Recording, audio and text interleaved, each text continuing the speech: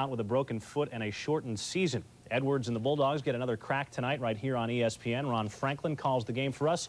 He's got more. Ron?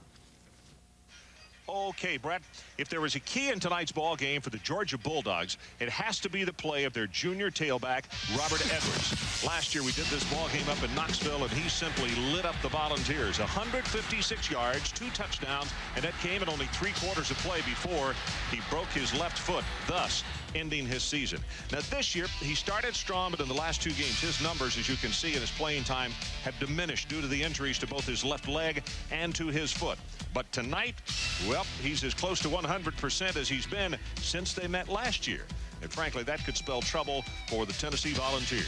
We'll have it for you 7 o'clock Eastern Time from Sanford Stadium, Between the Hedges. Ron, thanks to Manning and the Volunteers doing that SEC thing against Georgia. That game follows SportsCenter. Stay tuned. Tonight from Sanford Stadium in Athens, Georgia, ESPN Saturday Primetime brings you the Georgia Bulldogs as they look to stop quarterback sensation Peyton Manning. Between the Hedges. Nobody really ever taught me how to throw the football. My dad always said at an early age, I always just kind of had a natural release. You see him do the little subtle things that the great ones do. One of the main things I worked on is trying to avoid wasted motion in the pocket. His ability to find the open receiver. Being in tune to what you're doing, just knowing that just any minute somebody's going to pop open. He really keep you up at night.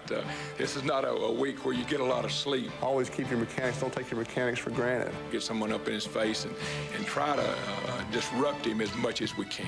If we're blitzing, you know, disguising it, disguising the coverages. Try to lift the free safety off, then launch one. Touchdown, Tennessee. 85,000 Bulldog faithful play 12th man tonight as Georgia hopes to pull off the upset of Tennessee. And Ron. All right, Michael, I can promise you the Chamber of Commerce put together the weather for this one tonight. Not a cloud from the top of the state to the bottom. Number 7 comes calling against the Georgia Bulldogs. Hi, everybody. Ron Franklin, and welcome to Saturday Primetime. You can go back to the beginning of the year and look at Tennessee's schedule, and it was easy to see which was the biggest game. That was Florida. But we also thought, looking down the schedule, that the most dangerous game was this one here tonight, Between the Hedges and all the ghosts that surround that. Well, last year, Mike Godfrey, Georgia played with this Tennessee team. In fact, they felt as though they should have won up in Knoxville. So they come in with confidence. But the question tonight is, how do they stay close to Tennessee this evening? Well, Ron, the Georgia players have drawn a lot of strength from watching last year's tapes because they were close in that ball game. But tonight, they have to turn Tennessee's offense into a one-dimensional offense. That means they've got to take away Jay Graham in the running game. On the other side of the ball, Mike Bobo gets all the pressure as the Georgia quarterback because he has to have drives to keep Peyton Manning off the field. Kellen Winslow is down on the sideline. And Kellen, last week, an injury to Juan Daniels was big. He suffered a concussion. What is his situation and availability tonight? Well, Ron and Mike, we found out that Juan Daniels will play tonight. He was knocked out 4.5 minutes of last week's ball game. He was out cold. When he came to, he asked his mother if he had scored a touchdown. Also, we found out that Torrin Kirksey, the backup tailback, will not play tonight. He's been suspended for 1 ball game for violation of team rules. Coach Donner would not go into specifics. So that means that we will see the freshman, Patrick Pass, the freshman out of Tucker, Georgia, quite a bit tonight. And there you look at Pass, number 6. As Georgia won the toss, and Jim Donnan says, hey, let's put that offense out there on the field and see what we can do against the Volunteers tonight. Jeff Hall kicks it off, and we are underway. 4 yards deep, they will not return it. So let's take a look at the starters for the Bulldogs tonight. Bobo at quarterback, healthy again, as is Robert Edwards. The fullback will be Selma Callaway. The wide receivers, good group here, particularly Hines Ward. He can do everything. Juan Daniels is back. Larry Brown, you may see him catch a couple tonight, but primarily a blocker. The 2 tackles, Meadows and Stenchcombe, have consistently graded well this year. Also up front, Beatles, Stafford, and Antonio Fleming. They need to be solid tonight against Tennessee for the Dogs to keep this one close to the house.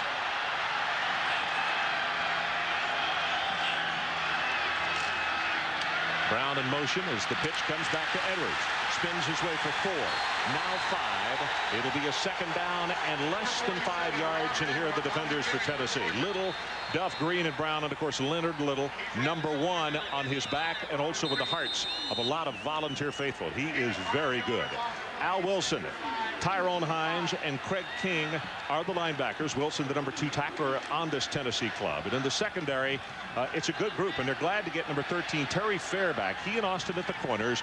Noel and Jason Parker are the safeties. Well, we have a clock problem.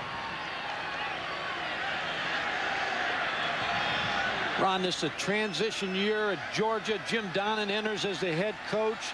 He really is the offensive coordinator also, and it's the 3rd offensive coordinator that Mike Bobo has had while he's been at Georgia. So it's been a little slow for Mike Bobo in picking up the offense. Jim Donnan, we saw just about 3 weeks ago. His second ball game was up in South Carolina. And, of course, they came out of the box, extremely high expectations, and they lost their first 2 ball games, which makes it very difficult. New coaching staff, new to the players, new players' faces, just tough on everybody. Well, Ron, it's different because when we talked to the players from Georgia the other day, and you talk about all of a sudden a coaching staff recruits you, Ray Goff and the coaching staff recruits you here, then all of a sudden a year later or 2 years later or 3 years later, whatever, it depends on what year they're in, a new man walks in with new coaches, new ideas, new offenses, same defense, but yet the adjustment for how to react to the coach and the players is difficult. And now I think you can officially say the transition year is over. 4 games, you ought to know now exactly what you expect out of each other. Well, the only thing that's really unpredictable right now is the big clock. The stadium clock is stuck on 15, so it would appear that what we're going to have to do is they'll have to keep it on the field until they can get Mickey's right hand to move here. It is stuck at the top at 15. So this is great. You have the 85,000 going nuts, both teams going crazy, emotions are high, and then the clock won't work. It's like the coach giving you the greatest speech ever, and the door's locked. You can't get out on the field. Well, the door is unlocked now, so they're ready to go. They're going to keep the time on the field, I believe, is what he's saying. Bill Goss is the referee tonight. So we're set to play football. A second down and 5 as he put it squarely on the 25.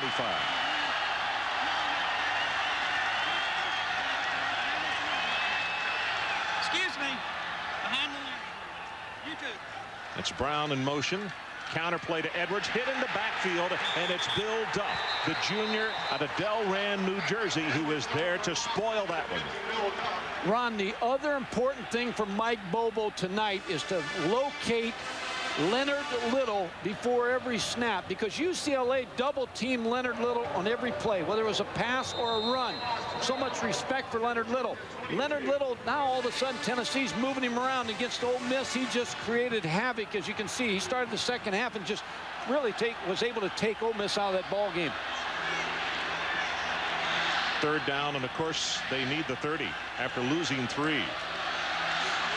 Bobo under pressure, going to be sacked by Jonathan Brown. Also there to help out Bill Duff, but it was Brown who got there first, and Tennessee's defense does what they wanted. Well, it's interesting when you talk to Jim Donnan, and he said he looked at last year's tape, and Mike Bobo showed so much mobility, and then he hurt his knee last year, and he just doesn't have the mobility that he had last year, and he can't get away from the blitz. Langley stands back to punt at the 5-yard line. So Georgia looked great. 5 yards in the first play. Good blocking. Now they're going to have to kick it away. Terry Fair is the man back deep. Good driving spiral. Fair catch is called for and is made at the 35. So as the visiting white uniforms with the orange numerals come on the field, this is the way they line up. The familiar number 16, Peyton Manning. He will have behind him Chester Ford at fullback, and of course Jay Graham at tailback. The wide receivers, Dustin Moore, Marcus Nash, and the go-to guy, Joey Kent, out of Huntsville, Alabama, number 11. Up front, the only question mark for this ball team. Teague, Robinson, Gibson, Robert Poole, and Chad Clifton. And don't be surprised if Riley and Hamilton both play a lot tonight. Interchangeable in that line. Straight ahead with a running play, Jermaine Smith will step up and make the hit on Jay Graham. Snellings Ferguson and Smith, and boy, Jimmy a junior out of Forest Park, Georgia. They fake the counter. Manning slips down at the 30.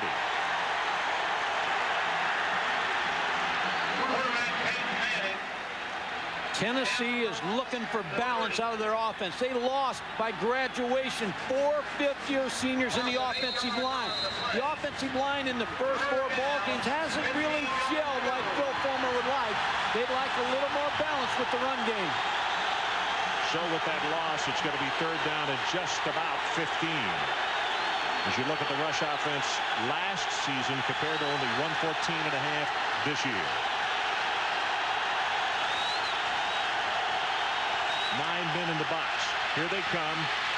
Manning's pass is caught at the 47-yard line. Peerless Price, a sophomore out of Dayton, Ohio, moves the chains and, most importantly, silences this crowd for the moment. Oh, Peyton Manning stayed right in the pocket. You saw him shuffle his feet. He got his feet up under him, was able to deliver that pass over the middle to Peerless Price. Good for 16 yards.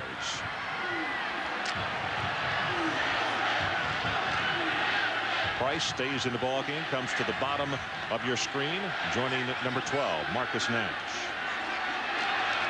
And it's a draw play. Graham puts a head down. He'll have 3, and for the first time tonight, let's check in with Mike Tirico. Hi, Michael. Hello, Ron. Undefeated Arizona State. Very interesting as far as Arizona State, too. Quite a comeback if they can hold on.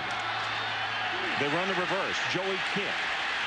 But the linebacker and Brian Jones is outside, along with Derek Bird, but it was Jones who hit him first. Ron, the one area that Georgia has to take away is the running game. They cannot afford Tennessee to get the running game going, because that sets Peyton Manning up in play-action passing game, and he is so dangerous when he's faking the run and then dropping back. And they have a defense, Georgia, to be able to stop this Tennessee offensive line and the running game. Jay Graham goes to the sideline. 3 wide receivers. You see the percentage on conversions this year. Manning, quick release, got him right over the middle. Joey Kent, just shy of the 35. Ron Bailey makes the play defensively. And, Mike, that's exactly what you're talking about, that he can burn you quickly on. Well, he's such a quick release, and you all of a sudden you give a no-back set. Peyton Manning sets up, 5-step drop, watches release, the quick release to Joey Kent. Joey Kent's the go-to receiver. The senior's having a great year against Ronald Bailey for the completion, and it moves the chains. Good for 13 yards. Deepest penetration by Tennessee tonight as they own it at the Bulldog 36. Early going first quarter, and we'll check on the time for you as the big clock is out. Manning in the play action, throws this one complete. Inside the 30 to Peerless Price. Bumped out of bounds. Johnson and Glenn Ford outside, and right now they're just kind of chipping away. Well, that's what I'm talking about. When you get your running game going, and you have a quarterback like Peyton Manning, he can hurt you with the drop back game, but where he really hurts you is in play action, because he takes a lot of pride in his ball handling. A lot more probably than a lot of quarterbacks I've seen around the country. And he's able to fake and hold linebackers and get the ball to the outside. 2nd down and short, almost a down to play with, so to speak. But they try to get the first down, and he will.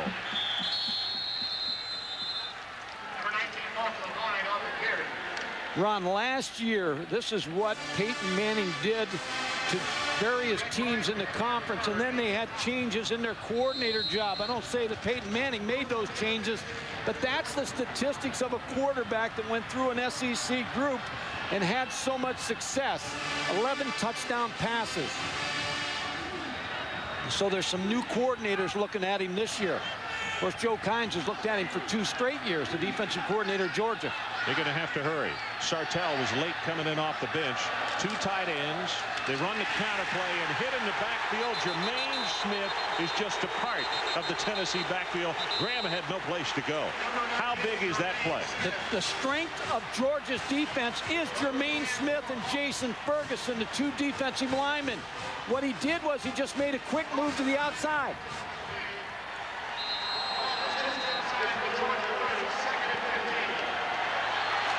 Jermaine Smith just made a little move on the guard. Now, again, movement will bother this offensive line. Well, they just came right in behind the 2 linemen who were coming down the line to block. So it's second down at about 15. 10th play of the drive. Manning right over the middle. He's got incomplete. His tight end, Dustin Moore, is tackled by 45, Greg Bright.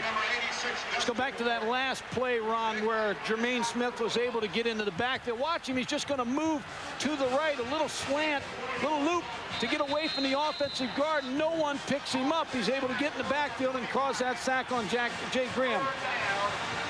Third down, and the line to make for Tennessee is just outside the Georgia 15, and the crowd is standing in our end zone to the right.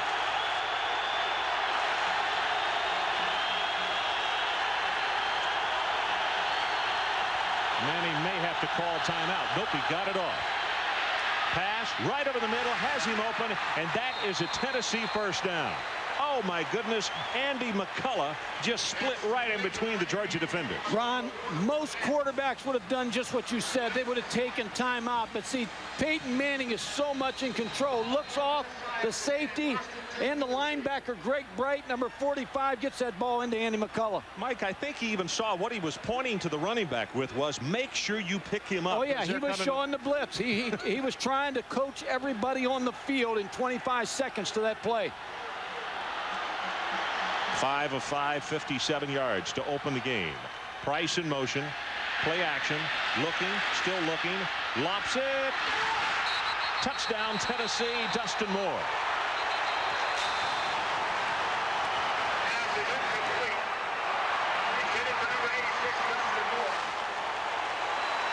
Calling an incomplete pass, I believe now, Ron. First they say touchdown. Now they say incomplete on further review.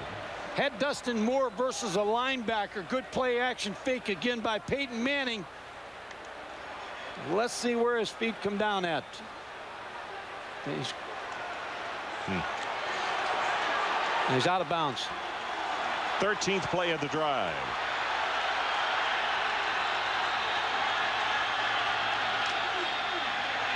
Graham.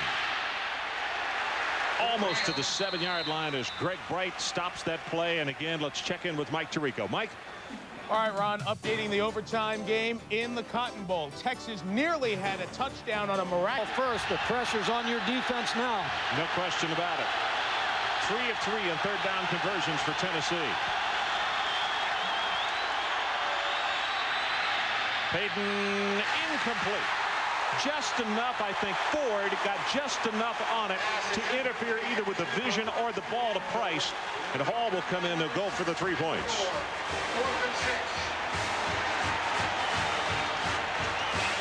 Peyton Manning setting up again. Feet moving. Gets a lot under the ball. Glenn Ford, number 7, working against Peerless Price. He's able to get a hand in there. Deflect that ball away.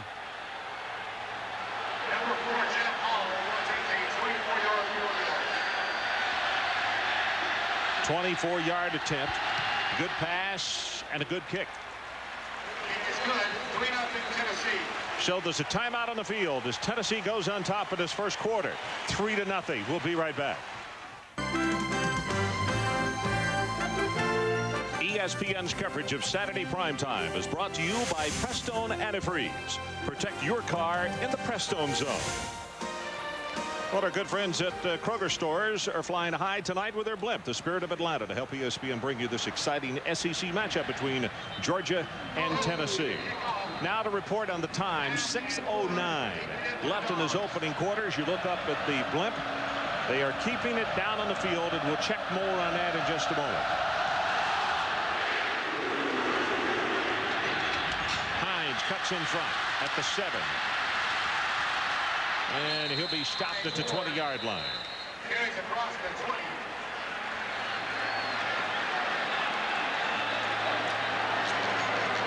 First and 10 over to 21. And there's a timeout. Around 6 minutes left in this opening quarter, so we'll go away for a moment. clock has now been righted, and they think they have it correct. It is 6:01 left to play opening quarter. That scoring drive, 15 plays, 59 yards, 8 passes, and 6 runs. We'll get you the official time when they give us that. Because of the clock problems, we don't have it yet. Edwards turns it up, 5, close to 10, and let's check in again with Mike Tirico. Mike. Ron, it is over in the Cotton Bowl. All the overtime yards belong to Texas. It probably will be very handy to a lot of folks, and that is that for John Makovich, kind of like wearing a straw hat to the Christmas party. That ain't going to go over too big. Edwards bounces outside on the right and is going to be stopped for a loss. That's a nice job defensively as Jester, number 45, the senior out of Delray Beach, Florida, is there to stop him. Well, we talked to Robert Edwards the other day at practice, and he said he's had 4 different running back coaches in 4 years here. So he's had a problem getting acclimated to each one, and then they're gone. So he has a new one this year, a new offense, and he's like Mike Bobo, just trying to get used to what Jim Donnan wants in the offense. 4 carries for Edwards tonight for a total of 9 yards. Georgia with a 3rd down, and they need to take it across the 31-yard line. Hines Ward's at quarterback. Shotgun formation, and Ward gonna run it. 1 man.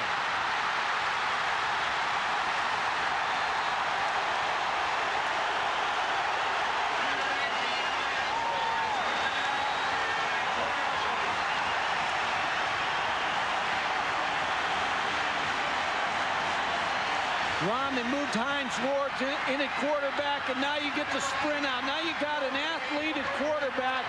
You kind of catch the defense of Tennessee sleeping a little bit, then you get down the field. Now, they can do this maybe 1 or 2 times, and then Tennessee should be able to make the adjustment once he gets in the shotgun.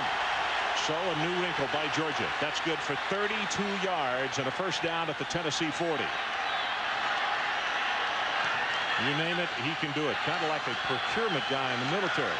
Whatever you need, he can find it. Got his pass complete to Corey Allen. They're going to spot him down at the 29-yard line. Raven Austin defensively.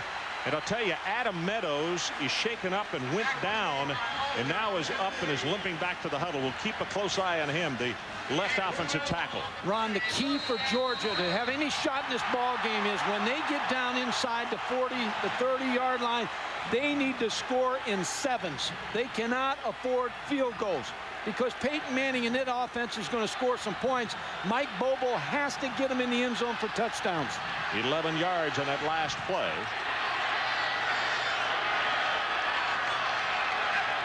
3-0 Tennessee. Georgia threatening. Bobo, little stop and go, puts it up, and it's incomplete at the 5. Well, the Deuce has the best in college football next Saturday at 12:30. Iowa takes a... This is the type of play where you expect, if it's Tennessee, to go to Joey Kent. I'd expect Juan Daniels to be a big part of this offensive play tonight. Leonard Little, number 1 on the sideline right now. Again, Hines Ward at quarterback from the shotgun will run the play and goes inside the 25-yard line as Tyrone Hines makes the stop. Mike, now what does he do as far as putting him in there? Just a change of pace? Well, you've got a quarterback like Mike Bobo who's not very mobile, so you like to blitz him up inside. Now all of a sudden they surprise you and put Hines Ward in the shotgun. If you've got a blitz going on and he gets outside of it, he's going to make you pay like he did on that first play when he ran outside to the left side. A good addition in the offense tonight. A good move by Jim Donnan. Of course, everybody's copying Cordell Stewart, the Pittsburgh Steelers. So Bobo is at quarterback. And number 19, Hines Ward, he is bottom of your screen right now. Blitz.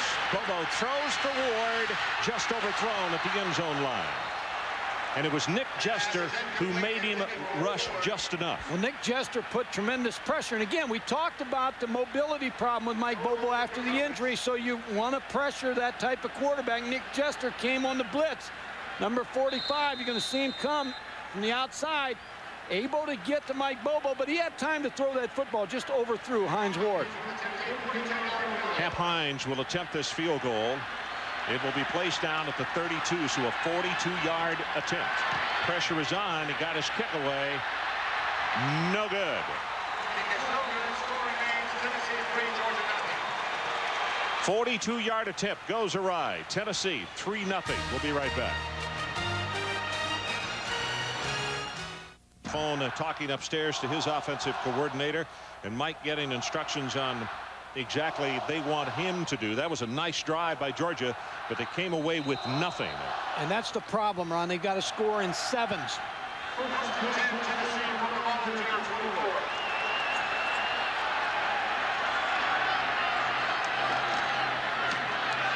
Play action to Graham, deep over the middle, got his man open, complete at the 44-yard line. Alonda Sims comes over to make the tackle on Marcus Nash. We saw Bobo talking on the phone just a moment ago, and oftentimes you say, hey, what are they talking about? David Cutcliffe is the offensive coordinator. Let's hear the conversation between he and Manning just before this series started. Well, we got to have energy, buddy. We got to get it done, you know, in the right way. Don't take any chances down there in the orange area. Yes, sir. We've got to get it done, and we got to be smart about everything we do. Yes, sir. All right? Okay. So let's get with the program, buddy. Okay. All right. And so far they have. Jay Graham off left tackle, takes it to the 40. Brian Jones is down at the bottom of the stack. You know, interestingly enough, David Cutcliffe said that between last year and this year, maybe it was even last season, that he said that Peyton Manning had made him a better coach because he came in so well prepared and with so many questions on Monday. David said, I better have spent a lot of time having answers from my work on Sunday to be prepared for him on Monday. With the 20-hour rule, Peyton Manning watches a lot of film over the weekend on the next opponent, and he gets 8 pages of questions, and he's ready for David Cutcliffe on Monday morning. Big opening, right side. Graham caught by the jersey as Greg Bright will pull him down, and it appeared that Graham was about to break that thing open. But he'll have it to the 35, and it'll be 3rd and 2. 5-yard gain on the play. David looking from top of the stadium. That's an interesting comment, though, from a coach. And I know when Peyton came in as a freshman, something that the upperclassmen said, the upperclassman quarterback, was that it was embarrassing to them that sometimes when a question arose that Peyton gave the answer. They'd say, shut up and let the coach tell us.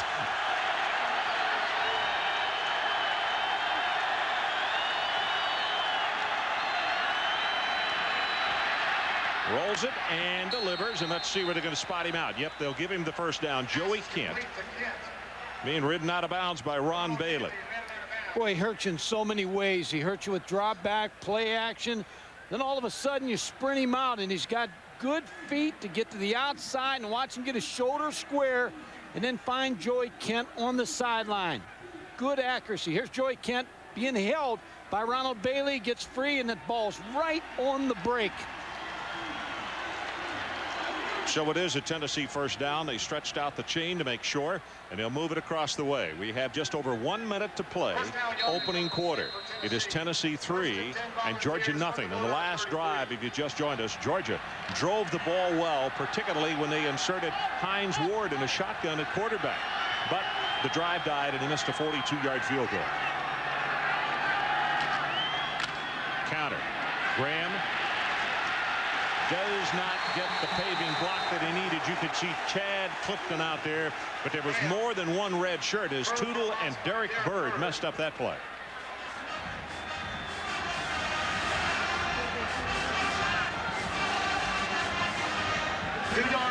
This defensive front, as I talked about Joe Kynes, the thing that he said they have to stop in Tennessee tonight, the big yardage after the catch.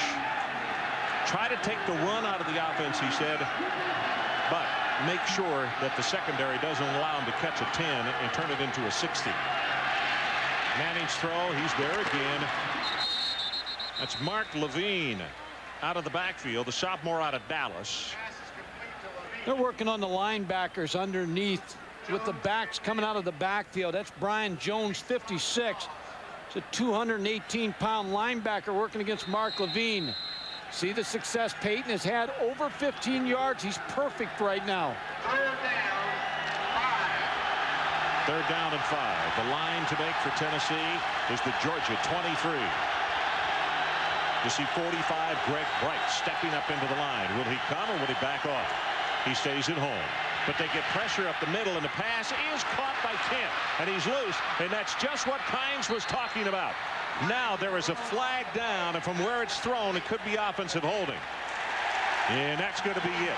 But that is what Joe Kynes was trying to make a point of. He said that's where this volunteer team can give you so many headaches. Well, Joey Kent can do that to you. He can turn a short pass into a touchdown very quickly. Holding by the offense. 10-yard penalty from the spot of the foul. Repeat the down. Tennessee's offensive line again getting called for holding, taking away a touchdown. It's a young offensive line, but you'd expect now that they're getting a little bit better. They had a good game against Ole Miss, a little more confidence in their offensive line. But these two defensive tackles can cause you to hold, regardless of how veteran you are and how good. Two excellent defensive tackles on the guards at Tennessee. Manning lofts it. Got him. That thing looked as though it went right through Joey Kent's hands. I'll be anxious to see the replay. Well, that ball couldn't have been thrown any better. I don't know if Alonda Sims got his hand on it or not. Joey Kent was wide open. Peyton Manning under pressure was delivering the football. And Alonda Sims is in coverage. Let's see if he got his hand on the football. No, just went right through Joey Kent's hands. Oh, my goodness.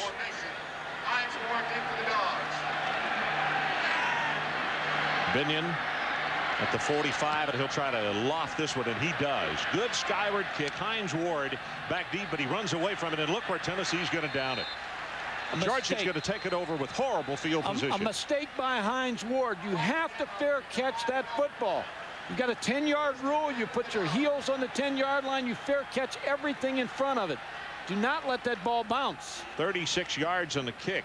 Won't look like much in tomorrow's box score of this one, but boy, it is huge as the Bulldogs are 95 yards away, and we have 3 seconds left to play in this first quarter.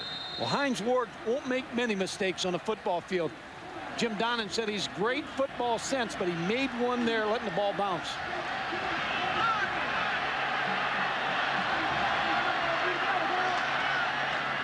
Edwards gets by a tackler in the backfield as the horn sounds, and that's the end of the first quarter.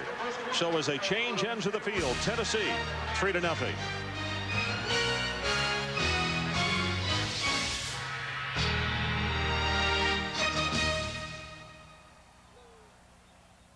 Talking strategy constantly. It seems like every time you see Peyton on the sideline. Tennessee has historically this year been a slow starter. Peyton tonight off to a very good start. 8 of 11, 97 yards in the first quarter. Jay Graham 7 carries for 10. But they lead only 3-0. They need for the defense to step up now. Bobo rolls the pocket and overthrows Larry Brown. Leonard Little is coming back on the field now, Ron. Here's where he's dangerous when you get a team in 3rd and long inside their own 10-yard line. We talked about earlier, he destroyed Ole Miss and Tommy Tuberville's offense last Thursday night. Mike, those eyes, you always talk about, you know, the eyes of a tiger, or the athletes that have got those great eyes. You were talking about yesterday after coming off the practice field visiting with him. He has great vision. He knows what's going on around him all the time. 3rd down, and they need the ball at the 15.5-yard line. And there he comes. They throw it up and in and out of the hands of Juan Daniels. Number 9, Torrey Noel, was right there, but Daniels was very close to catching that football. Ron, Georgia has 2 very good offensive tackles, Matt Stinchcomb and Adam Meadows. And Leonard Little is going to work against those tackles all night. This is Stinchcomb. He's able to get his hands on Leonard Little and not allow him past him to get to Mike Bobo. Good pass protection. Max Langley gets the kick away, and he gets flattened, but no flag. Tennessee runs away from it. This is going to wind up a real plus for Georgia.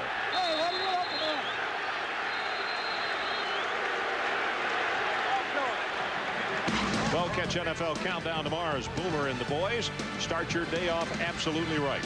They'll take a look at the relationship that developed.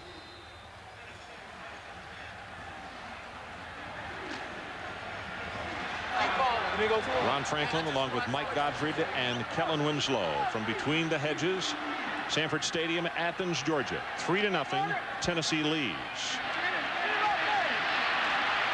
Levine crosses the 50 in the vicinity of the 46, which is right at a 10-yard gain, and Corey Johnson finally came up in the secondary to stop him. Ron, that's the respect that Tennessee has for Jermaine Smith and Jason Ferguson, the two tackles defensively that are lined up on their guards. They're trying to go outside, trying to throw the ball outside to try to wear down these two defensive tackles.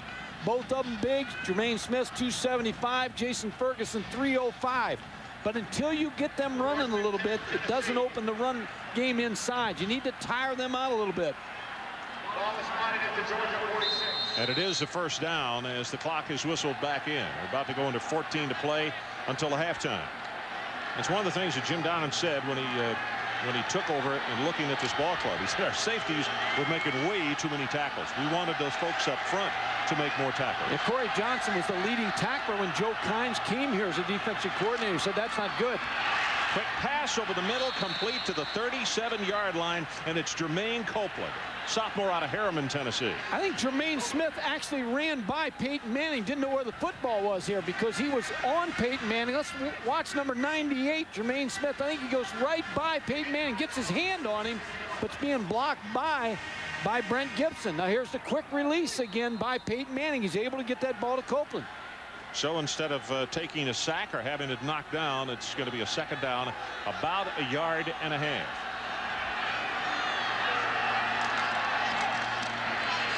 Levine bounces outside. Who does he get popped? Alonda Sims and Glenn Ford combine on the stop. Again, a wide play. That's where Tennessee's having success, getting outside away from those two defensive tackles. Now, Ron, here's what's important for David Cutcliffe and Tennessee offensively. They've been down here now twice. They've got 3 points, but they need to get a touchdown inside the red zone. Georgia is very difficult to score touchdowns on once you cross their 30-yard line.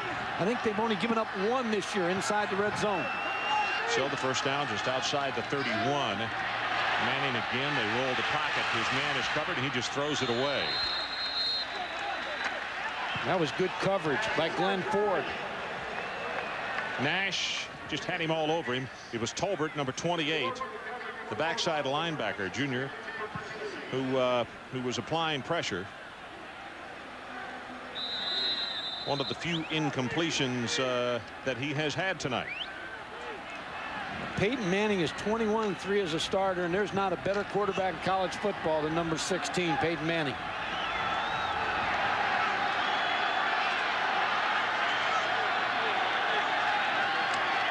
Second and 10, straight in the pocket, and here comes the screen to the tight end Moore. Lost the ball, but the officials say nope, he was down. Corey Johnson there defensively again.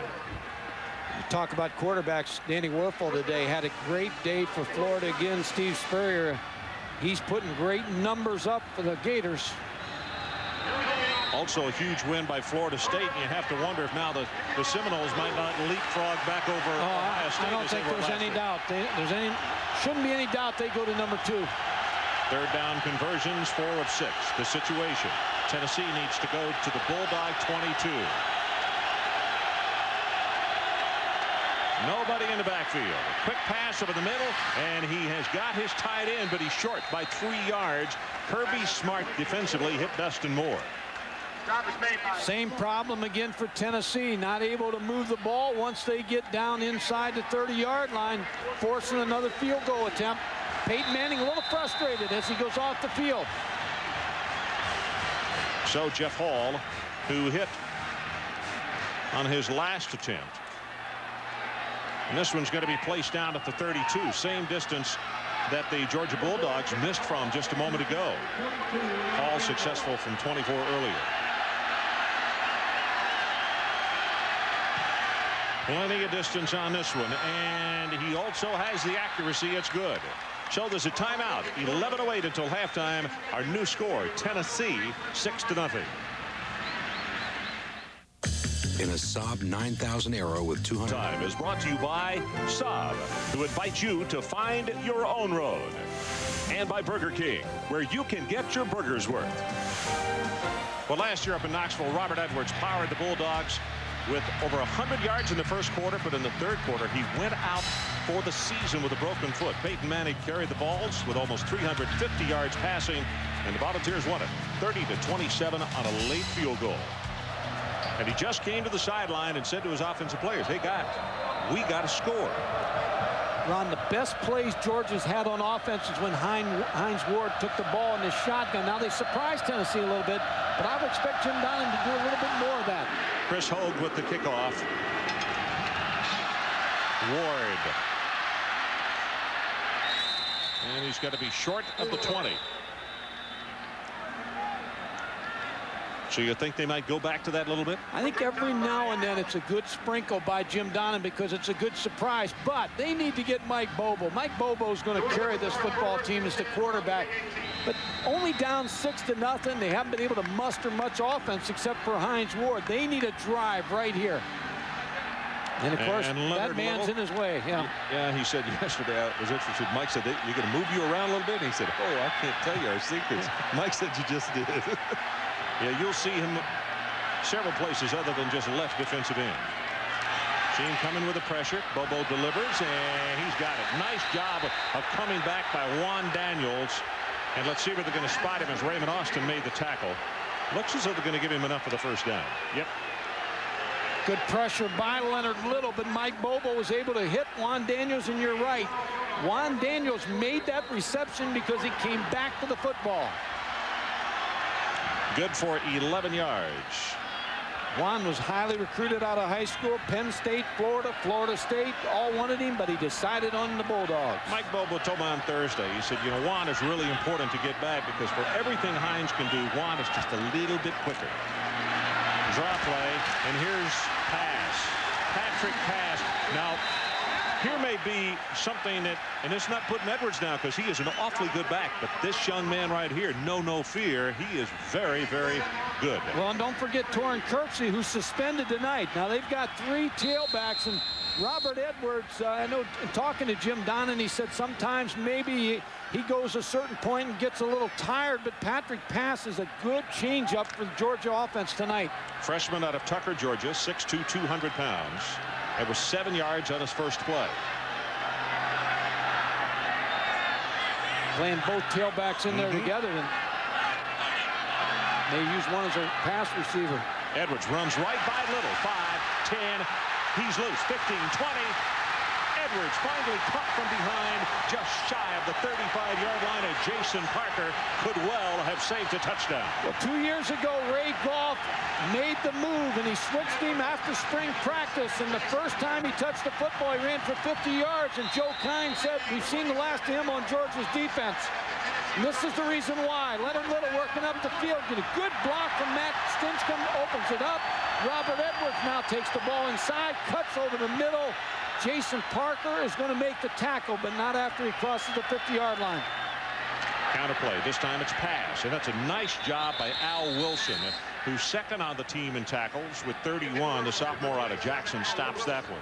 He had a big ball game against Ole Miss also. Al Wilson is slowly becoming one of the best linebackers on this football team.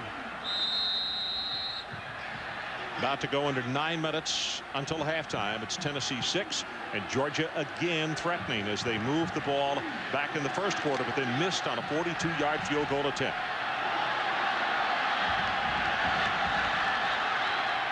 Bobo, you can be assured, knows where number 1 is. Quick out pass. Got Hines Ward wide open. He'll turn it upfield at the 26-yard line. And I believe he's going to have the Georgia first down.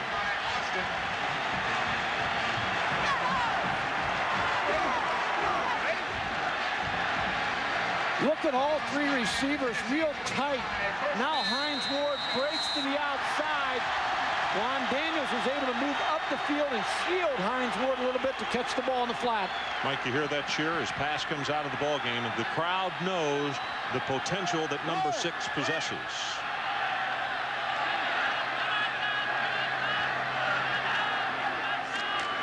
Bobo on 1st and 10 gives it to Edwards, and he's going to fight his way for almost 5 yards. Jonathan Brown is down at the bottom of the stack.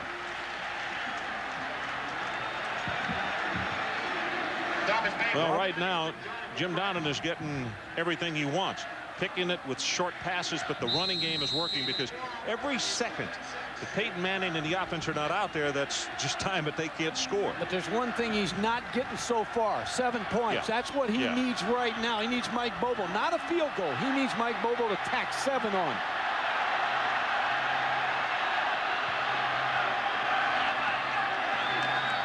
Daniels in motion, throws a paving block, and Edwards is close to the first down. In fact, from where that side judge has come in, I believe he's going to have it. Selma Callaway, the fullback, really lit up the outside linebacker. Watch the fullback, number 32. Makes a very good block. You see the outside linebacker down here. That was blocked on Tyrone Hines, number 47. You're going to see him get knocked down. That opened the way for Robert Edwards. So Callaway with a gigantic block. And Georgia looks at a situation that is 3rd down and about a foot to pick it up. Edwards now 8 carries, 45 yards. Packed house here between the hedges in Athens. We talk about great venues to do a football game. This is always one of those. Bobo straight ahead. Quarterback sneak. It's a Georgia first down. Well, can you feel it? Midnight Madness is coming. Monday, ESPN2 gets it going. Robin Roberts will take you to Cincinnati, Wake Forest, and Providence at midnight. Then at 1 o'clock a.m. on ESPN, Chris Fowler will show you Texas, Tulane, and St. Louis. And as always, a lucky fan from each school. 9th play of the drive.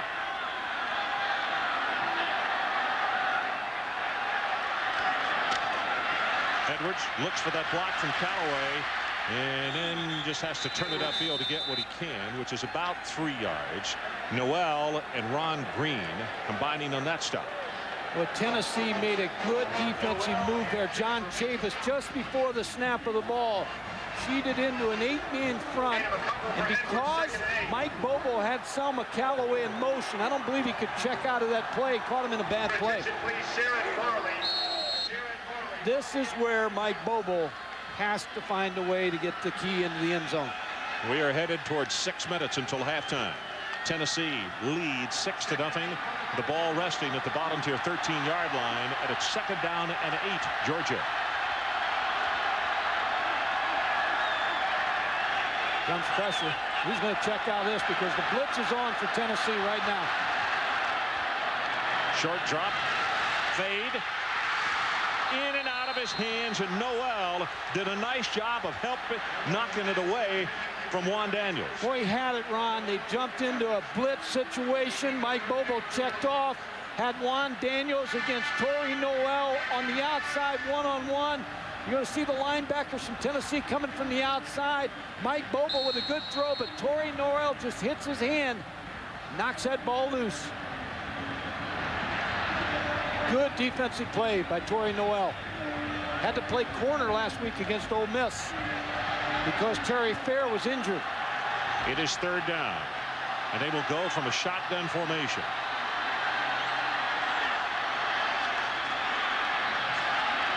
Bobo's pass underthrown. Leonard Little was coming after him very, very quickly. To me, this is the key in the ball game, and I've said it from the start. When you get against a team like Tennessee, can't settle for field goals and expect to win this ball game. You've got to be able to punch the ball in when you get inside the 20-yard line. They had their shot with Juan Daniels. Just played very well by Torrey Noel. Half Hines. See if he can convert on this one. It will be a 30-yard attempt from the right hash.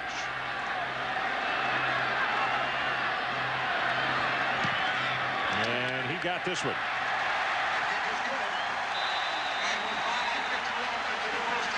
.551 left until halftime at our new score. Tennessee 6-3.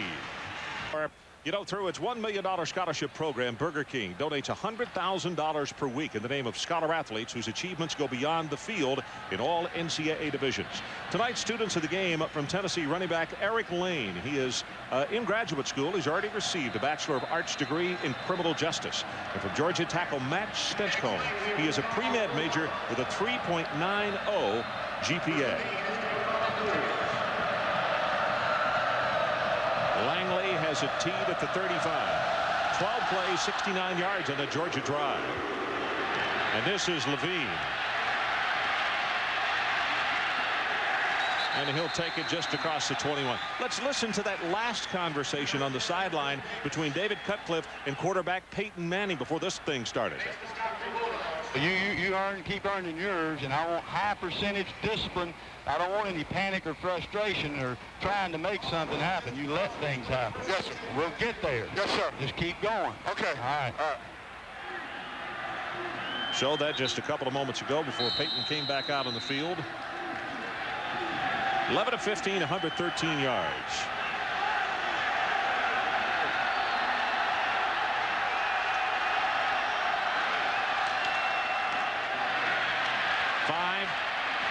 Graham going to have 8.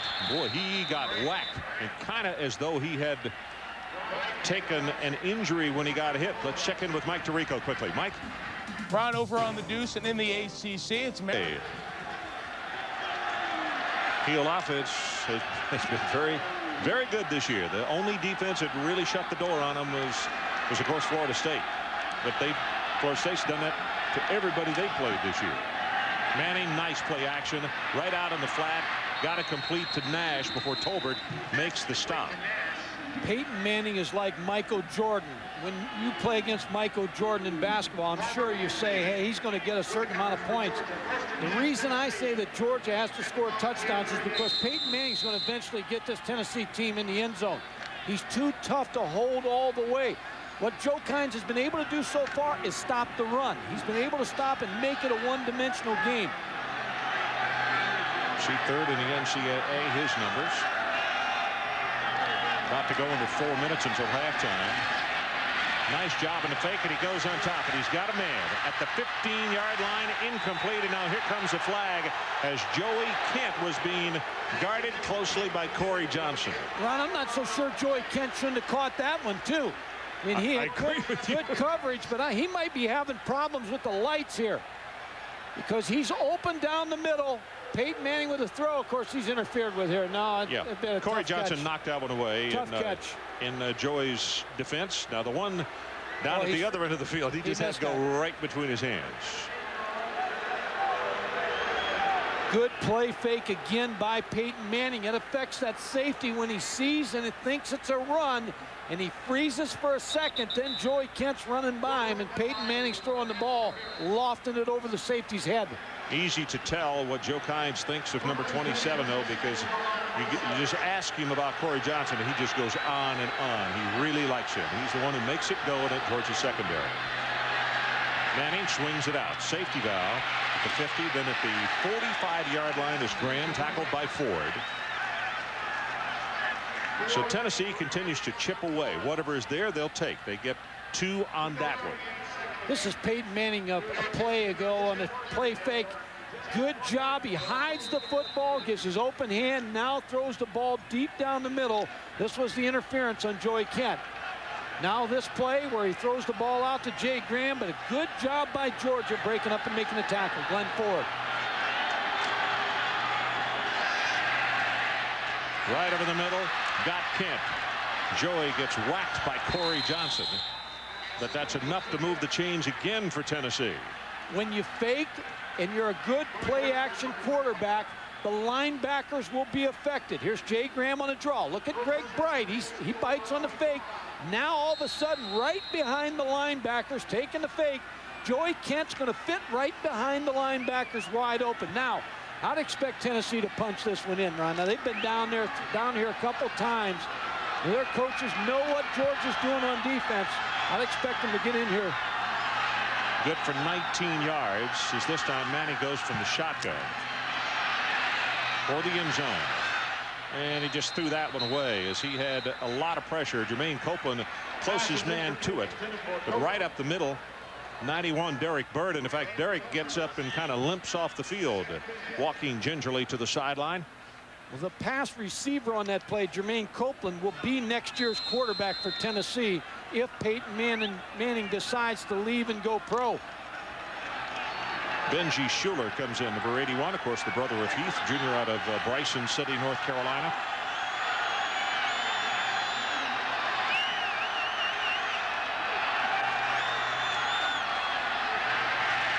Manning right up in the middle, has it complete to Moore, and Moore is going to take it down inside the 10-yard line. Let's check quickly with Mike Tirico. Mike. Ron, a quick reminder, we'll be with you at halftime. 2 big games in the state of Florida. We'll have the highlights and reaction. The day in the Southeastern Conference, one of the winless teams overall was able to get its first win of the season, and the Ohio State scare, all coming up for you at halftime. See you then. Okay, Mike, we'll be looking forward to that. This play has been called back, and I apologize. I said it was Moore. It was not 86. It was 88. Andy McCullough. But all for naught as the penalty brings it all the way back to the 40. Well, it's a good play call, a good throw by Peyton Manning, a good reception, but holding again has caused Tennessee a problem of taking them behind the 35-yard line. Second holding call against the Volunteers. And we go under 3 minutes to play. Here's the guy he goes to when he needs it. Let's see if he does again. Deep over the middle, and Kent could not hold on.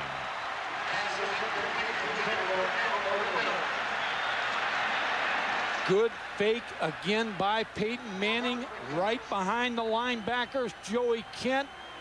Here's the fake to Mark Levine, holds the linebackers, Joey Kent.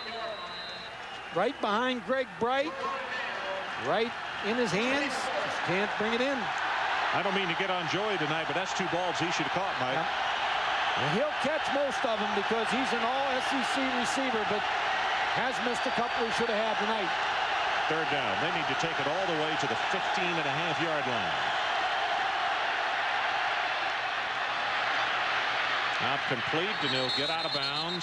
Ford will make the tackle on Peerless Price. All that was is just to try to set up the field goal. Get a little closer for your field goal kicker.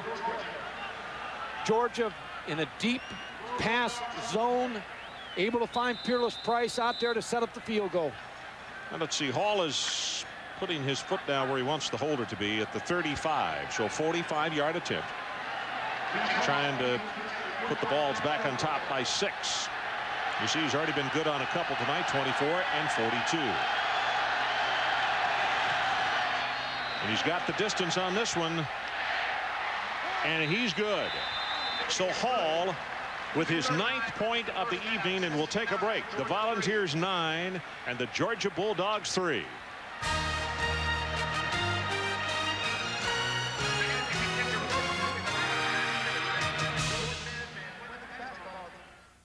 Great-looking Famous Maker suits for fall. Full Sanford Stadium, captured on camera from Kroger's airship, the Spirit of Atlanta. She's making her 2nd appearance this season in Athens and always loves flying over an SEC crowd.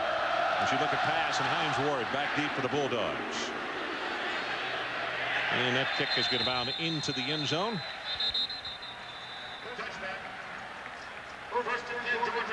And it looks as though, yep, we got a stoppage in play, so let's take it with them. 2:39 until halftime. We'll be right back.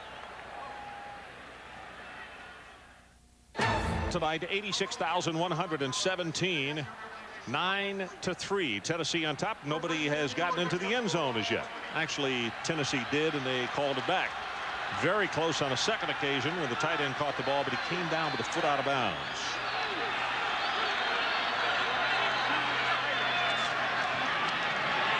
Bobo. Juan Daniels. Now, flag has been thrown, but I'm not sure that's defense. That might be a push on Juan Daniels. Well, they ruled that it was incomplete. First of all, the official gave it was not a completed pass.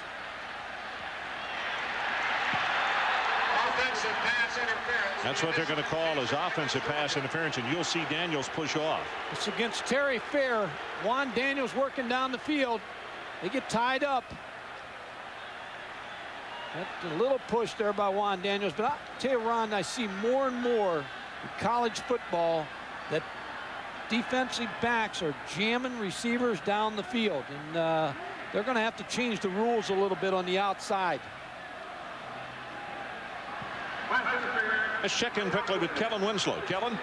Ron, I was talking to the team doctor for Georgia about Juan Daniels. He said he had a mild concussion, but he checked out on his mental skills, he checked out his motor skills and his neuropsychological skills, whatever that is, and all his tests he cleaned out on. Said he's healthy to play, he's fine, no new equipment for his helmet, he's going to play well. Okay, well, as I mentioned, Kellen, he is extremely important to this Georgia offense. They got to have him. Draw play, Edwards going the wrong way, and he's going to be stopped at the 1.5. Billy Ratliff just messed up the whole thing. Also Ron Green. Boy, Billy Ratliff is an outstanding player. He's a linebacker out of high school, Magnolia, Mississippi. He wanted to go to Ole Miss, but Ole Miss was on probation, said, I'm going to go to Tennessee. But when he gets into ball games, things happen for Tennessee's defense. Former linebacker learning to play down. Tennessee has called a timeout, Mike, to stop the clock because this is going to be a second down and forever for Georgia. And they still have two timeouts. Yeah, still got 2 left. So they're going to force the punt eventually, unless Georgia can get the first down. Well, coming up at halftime, don't forget the GMAC halftime report. Number 3 Florida State against number 6 Miami. Dominant Florida in their ball game today against the guys from down in Baton Rouge. And the Sun Devils get a scare, but they are big enough to come back and shine brightly. All of that and more coming up on the GMAC halftime report. The thing that Jim Donnan wants to get out of here with right now, even if he gets away a poor punt, he just doesn't want to give up a cheapie to Tennessee and have them go in having picked up the first touchdown off a turnover or a block kick or something. He wants to get this clock running right now, and he wants to stay away from Leonard Little. 2:18 to play. First half, 9-3. Tennessee leads Georgia. They got 28 yards to pick up the first down. And you could look for Tennessee, if this play is stopped, you could look for them to call that second timeout. There's Bobo to throw, and it's dropped by the tight end Michael Taylor. Well, they don't have to use the timeout now. No, but I think it's a good call by Now Jim there's a Donnan. flag, Mike, I'm sorry, in the end zone. I think it's going to be taunting on Tennessee because one of the Tennessee players was talking to Mike Bobo. Sorry, didn't mean to. No, I think that's going to be the call. I think the official makes a wise call here. There's a flag on the play. Dead ball foul.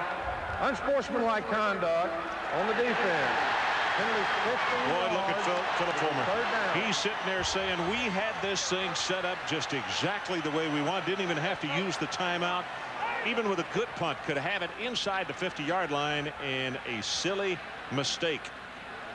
Ron, I like the call, too, because I believe it was Jonathan Brown was talking to Mike Bobo after the play, and the official stepped right in and made the call. Taunting him, and he made the call.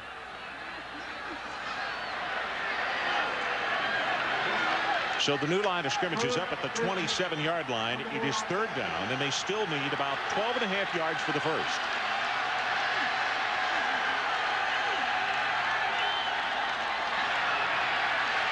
Bobo delivers, and he just threw that one away. He found an empty spot, and Bobo is down at the 5. He took quite a hit after he delivered the football. Leonard Little pressuring from one side, gets some pressure up inside, and gets a late hit right there. Tyrone Hines, number 47, the linebacker, just ran through Mike Bobo. Okay, so let's check out what happens here as the punt is going to be gotten away from the 3-yard line. The numbers on Bobo, by the way, 3 of 11, 32 yards in the first half. Short kick, but Tennessee is not going to get a return out of this, and it is going to go dead at the 50-yard line. So as he comes on the field, what did Peyton Manning and his offensive coordinator David Cutcliffe talk about just a moment ago? Let's listen in. Okay, let me ask something real quick on your notes. I meant to ask you about on 2 man drill. You said more 2 and 1 robber. You said to like the pressure on like big plays. Yeah. Like on 3rd and 10. Yes, anticipate the possibility of pressure in big plays. All right. Well, they got 50 yards to put it in the end zone. They got 1 minute and 58 seconds showing on the clock with 2 timeouts remaining. Manning's pass to the sideline is caught. Only going to be good for about 4 yards, but Levine will stop the clock. And now the clock has continued to run. He did not get tackled out of bounds. 141, now 140.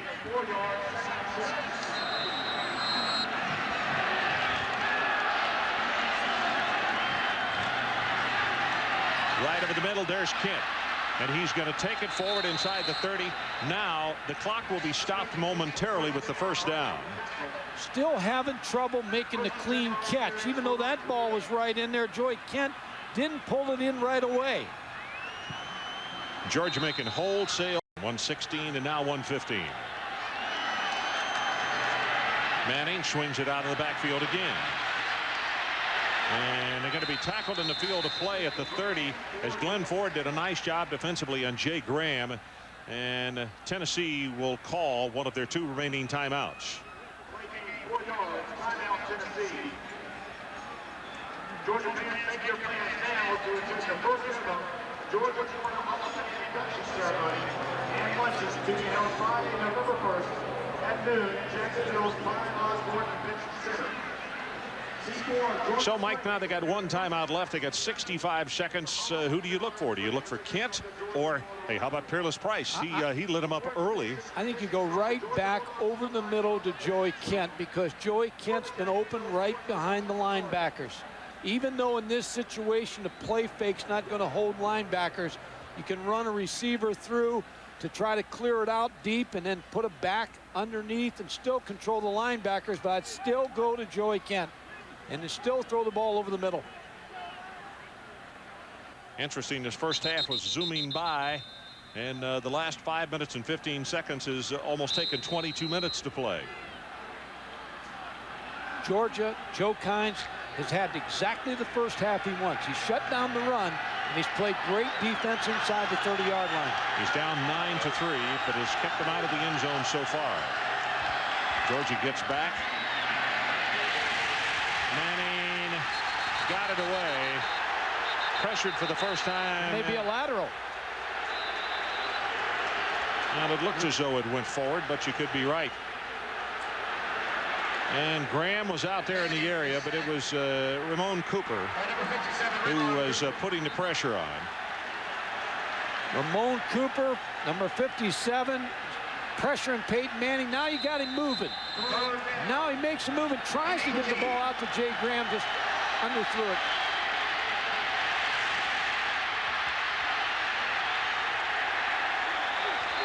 Kirby Smart is holding on to Manning as there's 22 seconds showing on the clock. And they'll use their timeout now, Ron, to set up their field goal.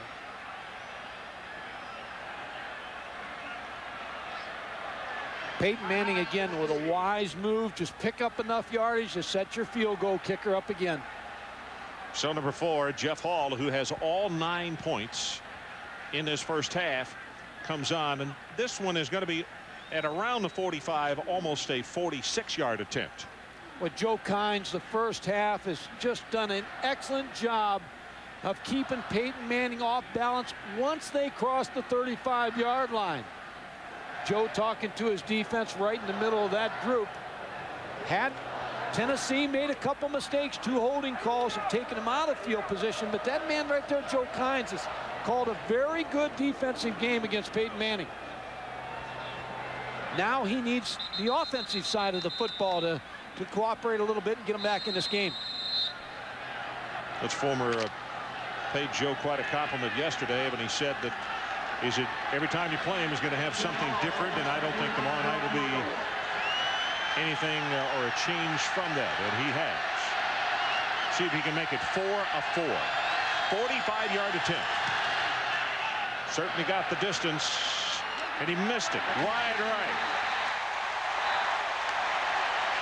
So a little bit of a lift emotionally for Georgia as they head in at halftime.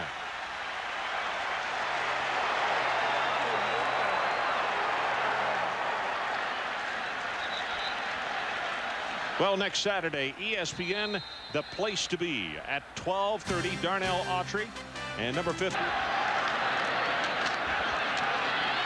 Edwards close to 10 yards in the play. Jason Parker makes the tackle. Short of the first down. Georgia right back to the line of scrimmage. Let's see if they're going to call a timeout and try to get one more play. Hey, Mike, this defense right here has played pretty doggone well. I think both defenses, Tennessee's and Georgia's, have owned the first half, and we talked about it from the start of the ball game. If you can turn Tennessee's offense into one dimension, and you turn it in, Joe Kynes has turned it into Peyton Manning and Joey Kent in the passing game, because Tennessee has not been able to run the football the first half. As the chain comes in, we got a couple of seconds. Kellen, let's check in with you down on the sideline. And Mike, Ron and Mike, I just wanted to talk a second about the management of the clock by Tennessee. When they had 22 seconds left to go on the clock, why not run the clock down to 2 seconds, then call your last timeout, and your last play of the half is your attempt for the field goal. Either you get it or you don't, and you go in. But now here they are with 7 seconds left to go. Here comes the Hail Mary, and plus still 2 timeouts. Well, we'll see if it cost him. As Joe talks on the sideline with his defensive guys, you can see 98 Jermaine Smith.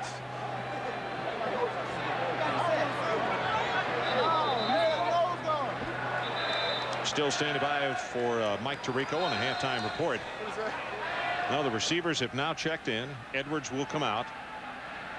Jay Graham says on the sideline, hey, let's get on into the locker room. This has been taking forever. Ron, he's been absent in the first half. They've been able to shut Jay Graham down. So 3 wide receivers, top of your screen.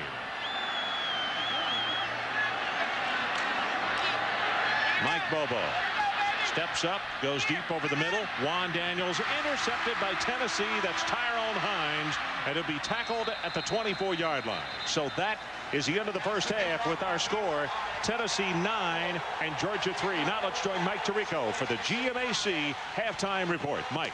All right, for a second great year, looks like we may have a great second half in this game. And as we watch here with Kirk and Lee, we're all enjoying as much as you are at home the conversations from the offensive coordinator to the quarterback. I never knew those conversations were that calm, guys.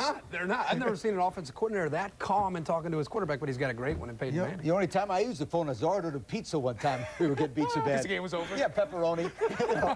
Bring it in. As you enjoy your pizza, we'll have all the scores and all the highlights from a very interesting day in college. And Mike Godfrey, 214 yards for Tennessee in the first half. That's a lot for only 9 points. Joe Kynes has gotten done what he wanted to do, hasn't he? Yeah, he's wanted to take him out of both dimensions, but he's taken him out of the running game. Jay Graham's only had 17 yards rushing. When you look at the rush yardage, 33 rush yards for Tennessee. 181 yards passing for Peyton Manning. As you look at Langley, he will kick it off to the Tennessee Volunteers, and Georgia trailing by 6, 9-3.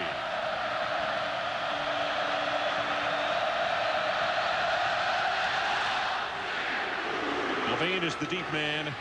A flag is down, and he will go to one knee at the 5-yard line. Georgia's offside, Ron. I'd imagine that Tennessee probably get him to kick it again.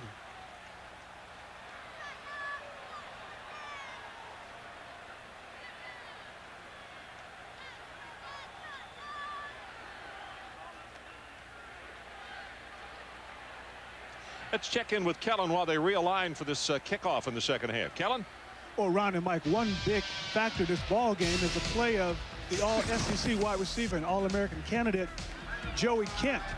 Today he's just not having a great day. We saw him earlier with a pass went right through his hand, and here a very catchable ball from Peyton Manning that he normally would bring in. He's just not in sync today. He's just not having a great day. He brings in those plays. This is a different ball game. Well, you're right, Kellen, and as Mike suggested, you have to wonder if maybe the lights are giving him just a little bit of problem. Anyway, those two that we saw there, not only catchable, but normally Joey Kent brings those in. Langley again to kick it off. It's Levine back at the 5-yard line this time, thinking that possibly he'll get a return on this one as the Bulldogs were offsides. 86,117 on hand to see this clash between the Georgia Bulldogs and the Tennessee Volunteers.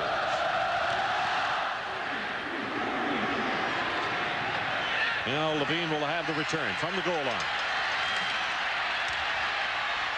Out of the 25 and close to the 30-yard line. So they gained 10 yards on the penalty. Ron, one of the things that Tennessee did against Ole Miss in the second half is they decided to go to 2 tight ends to try to open up Jay Graham. Let's see if they use that strategy a little bit here in the second half. 75% for Manning in the first half. Completion rate for 181 yards.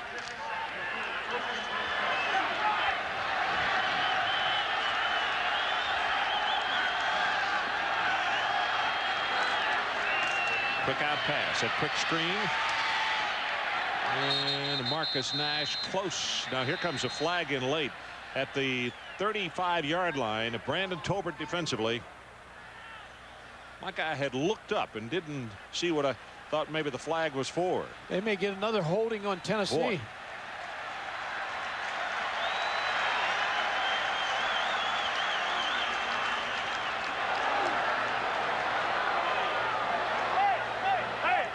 All right, now see what he's hollering out, asking right there. He wants to know who. You and I have talked about this, and I wish in college football, I don't think you're making somebody a bad guy, but like in basketball, they announce who the foul's on, how many fouls he has, and then they blink his name and number up on a scoreboard. Just tell everybody. Then the coaches know, we know, the fans know, and there are no questions. I really think college football could help themselves by announcing more to the crowd instead of trying to say, hey, they're college kids, hush, hush. Basketball players will tell you, hey, they do it to us. Well, I think it was on the other wide receiver on that play.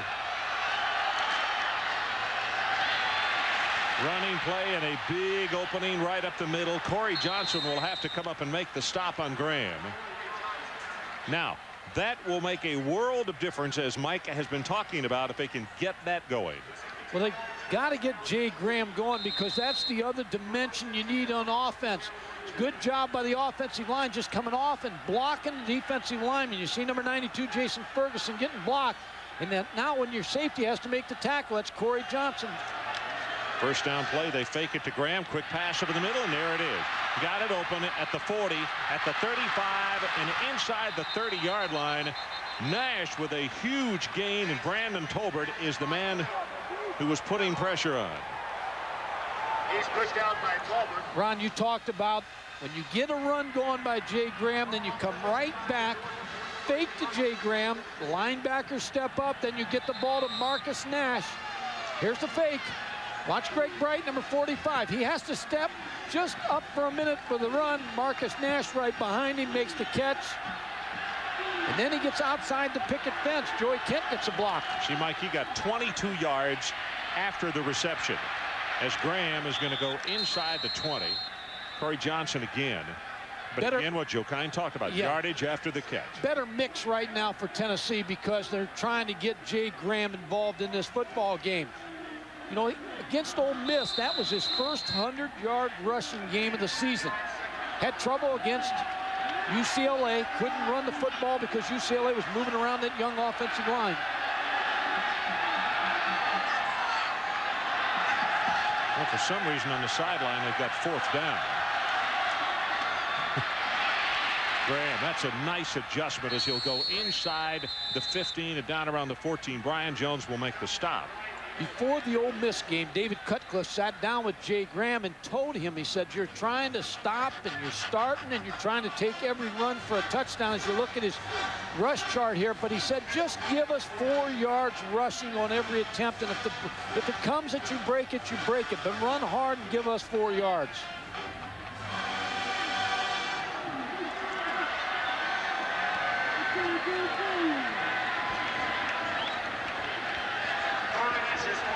So they don't pick it up, and it is third. The down marker, as we mentioned, for some reason had fourth up there, which could not possibly have been right. You get knocking on the door so many times. I said the last time Tennessee was down, I expected them to get in. I expect them to get in here again. Unless they get a penalty again, they should be able to solve this defense now that Jay Graham's running the football. Brent Gibson, number 58, the senior out of Decatur, comes out over the football and straight ahead with Manning, and he will have the first down. Greg Bright covers him up. So the Volunteers with a first down at around the 12. Exactly the same thing they did against Tom Tuberville's Ole Miss defense. Came out the second half and established number 25, Jay Graham. And when you can establish him, you just have so many options after the run games there. I'd come right back with Jay Graham. Sartell in the ball game. You can see him lined up. He is a wing to the left side, top of your screen. Graham at the 5, still driving. He's going to take it down to the 3, maybe the 2-yard line. What a second effort. And Chester Ford give him a star for a nice block up front. Well, Mark Bradley, the offensive line coach, I'm sure challenged the offensive line, said we have to run the football. They get a good double team. Good double team block, good block on the linebacker, and you're right to Corey Johnson, the free safety again to make the tackle. Show it is enough for the first down. 1st and goal. The ball at the 2-yard line. Tennessee 9-3 and trying to stretch it out to a 16-3 lead. Right up over the top. Ford. And they say inches short. And let's check in with Kellen real quick. Kellen? Ron and Mike in the locker room at halftime, the defensive coaches talked about the opening drive in the 3rd quarter. They admonished the defense, do not let what's happening right now happen to them, where Tennessee comes out and drives this ball down the field and puts it in the end zone. Well, especially, Kellen, the way you're playing on offense, you can't allow Peyton Manning so many opportunities. Ford, Eric Lane, and Graham all in the backfield. And it's Graham right over the top for the touchdown.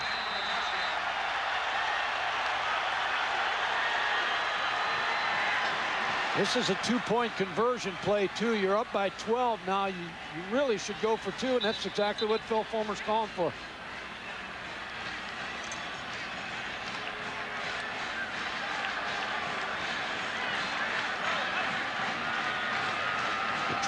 The first drive of the second half usually sets the tempo. Now they put the ball in the left hash, Ron, so you'd expect Peyton Manning to roll to the right to get a little bit more field. Now he may throw back to the short side, but you expect something to come to the wide side of the field. So you see Nash break the huddle, also coming out there Copeland and Andy McCullough.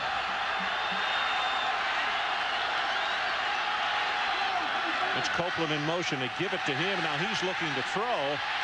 Pumps it, then delivers the pass incomplete. McCullough's the man that he wanted, and it's overthrown. So there's a timeout on the field. 11:31 left in this 3rd quarter. With our new score, Tennessee 15 and Georgia 3.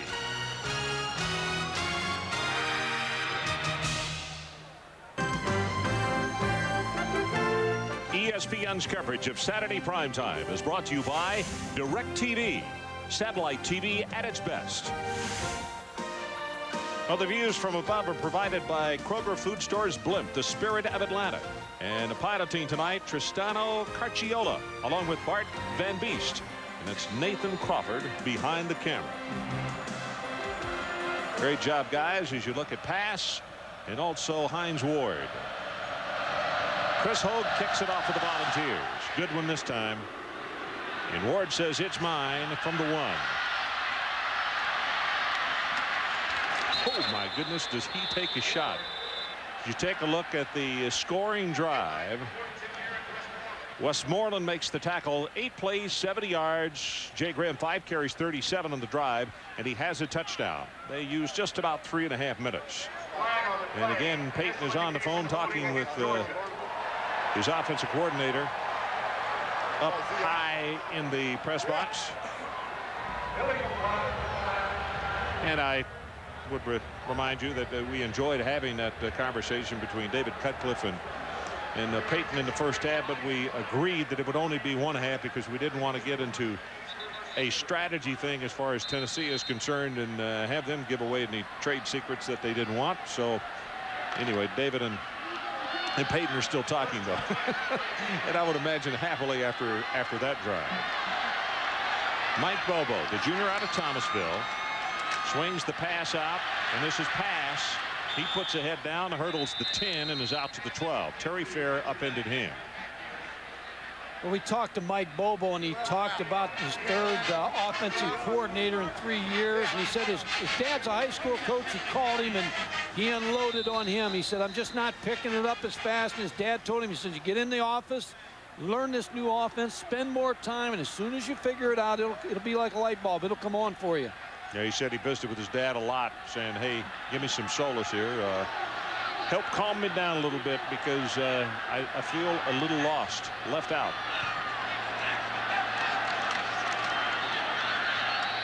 There he throws it complete. Hines Ward. He is attacked on that tackle at the 17 by Tyrone Hines. The other thing that Mike said was even obvious to himself in looking at last year's Tennessee game. Mike, he said, I could tell I had a lot more mobility then before I had the knee injury and the surgery. You know what he mentioned with that also is he said, I knew the offense well, and I knew when the play was over and when to take off, and I'm not sure right now with this new offense. So I think it's a combination of mobility may be down a little bit. Now Hines Ward back to quarterback. And so they don't change the alignment and tip their hand. That's Mike Bobo who comes out at wide receiver. Hines Ward drills it, almost has it intercepted. That would have gone for 6 points Tennessee as Ward let that one fly on him. Well, when you do something like this, about the first 2 plays, you may catch Tennessee, surprise them a little bit, but about the third time, they're going to be able to check to a defense that they want to play against Hines Ward. Hines Ward roll out, the ball just took off for him. He released it, just high release, almost picked off. Raymond Austin, I hate to tell Tennessee fans, but you can see that thing got in there a little quickly. Took that shot right there, and it's Raymond who is still down. They just got Terry Fair back from an ankle injury, and now Austin, the other corner, is shaken up, and now it looks as though he's going to come off on his own, which is good news.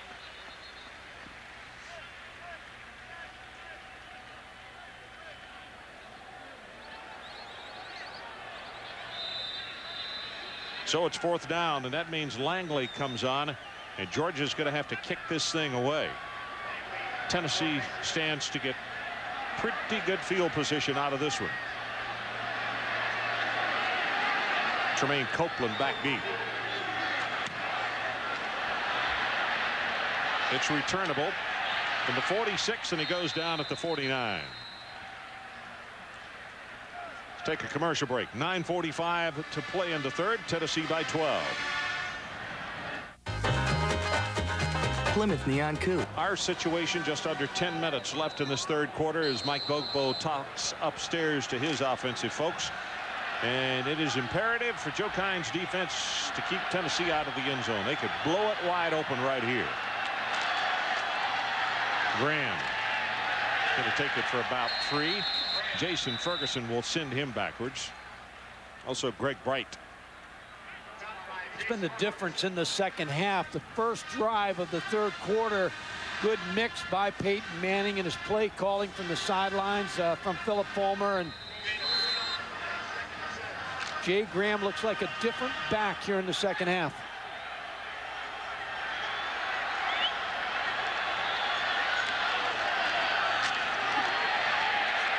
Going to be forced outside, never able to turn the corner as Graham is grabbed by Glenn Ford. That is a really nice job. Well, ESPN's National Hockey Night. Joey Kent will probably figure that that's going to be one of his primary receivers on this throw. Got plenty of time on the play clock.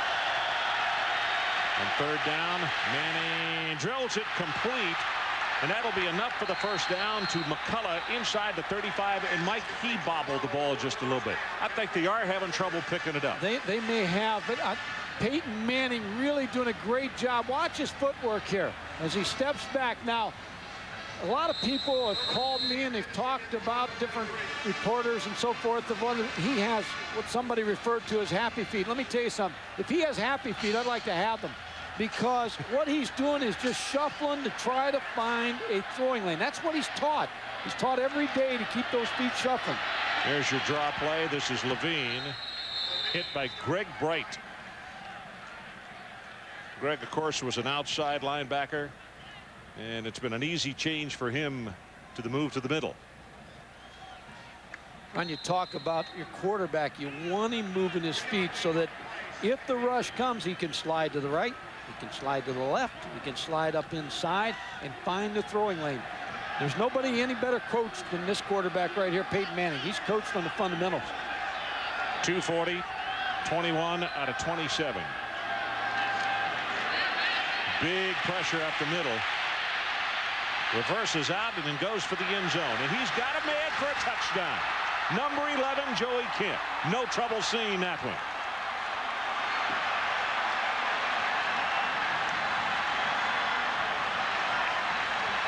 That's why I said early that you have to, when you get inside the 20 and 30-yard line against Tennessee, you got to get sevens because he's like a time bomb waiting to go off. I mean, you can't stop him the entire ball game. And especially with the running game effective in the second half, Peyton Manning is on a different course here in the second half in Athens, Georgia. Well, it's obvious that he has worked on his footwork. You saw he reversed that one out and was impressive as he got away from the charge of the defensive lineman. Well, it shows you what a good athlete he is. He's getting pressure. Joey Kent's going to be on the middle receiver.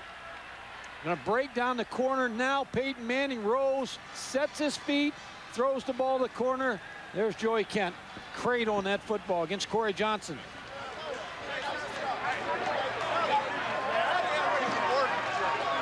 Well, you know, the key to Peyton's success is simple.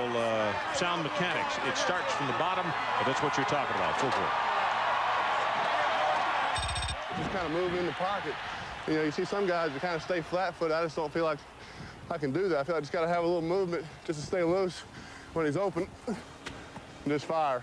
Instead of staying flat-footed, it's just kind of having a little bounce to you, just ready to throw. You know, it's not happy feet, it's not nervous feet, it's just moving in the pocket, relaxing so you're ready to throw when the guy comes open.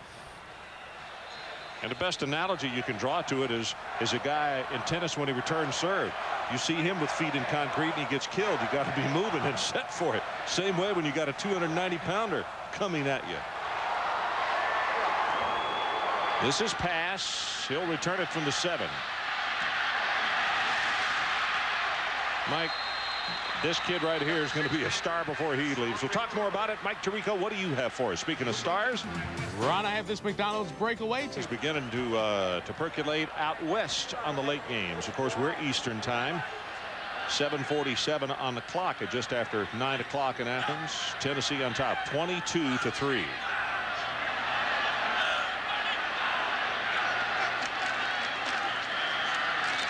This is Edwards.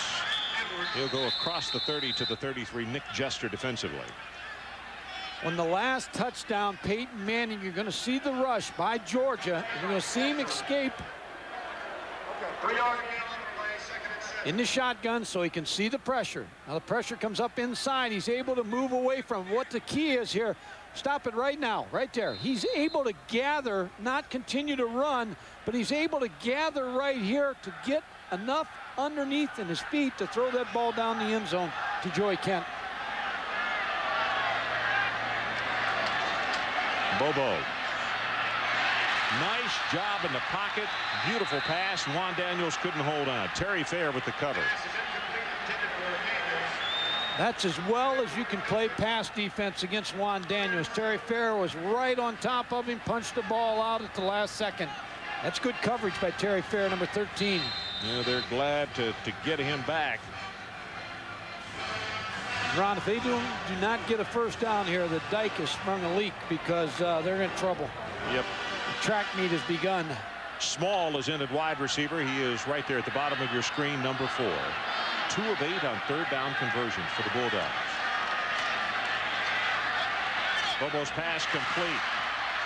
Corey Allen tackled after he picks up the first down by Terry Fair.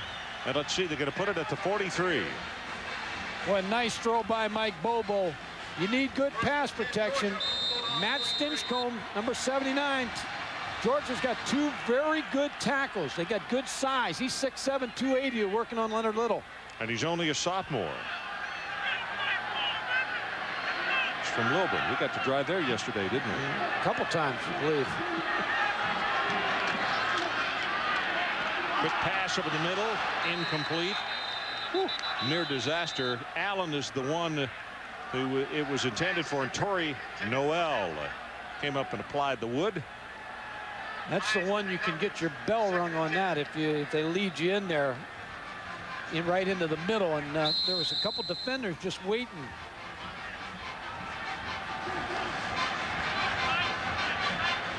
Matt Dixon, number 81, will check into the lineup. 32, Selma Callaway comes out as Jim Donnan paces on the sideline. Well, he would love to see his team get a 7 on the board and close this gap, because they're down right now by 19 points. Ball is loose. It's going to be an interesting call right here. Somebody from Tennessee jumped, but he may have gotten back. Now they're going to call Tennessee probably for offside.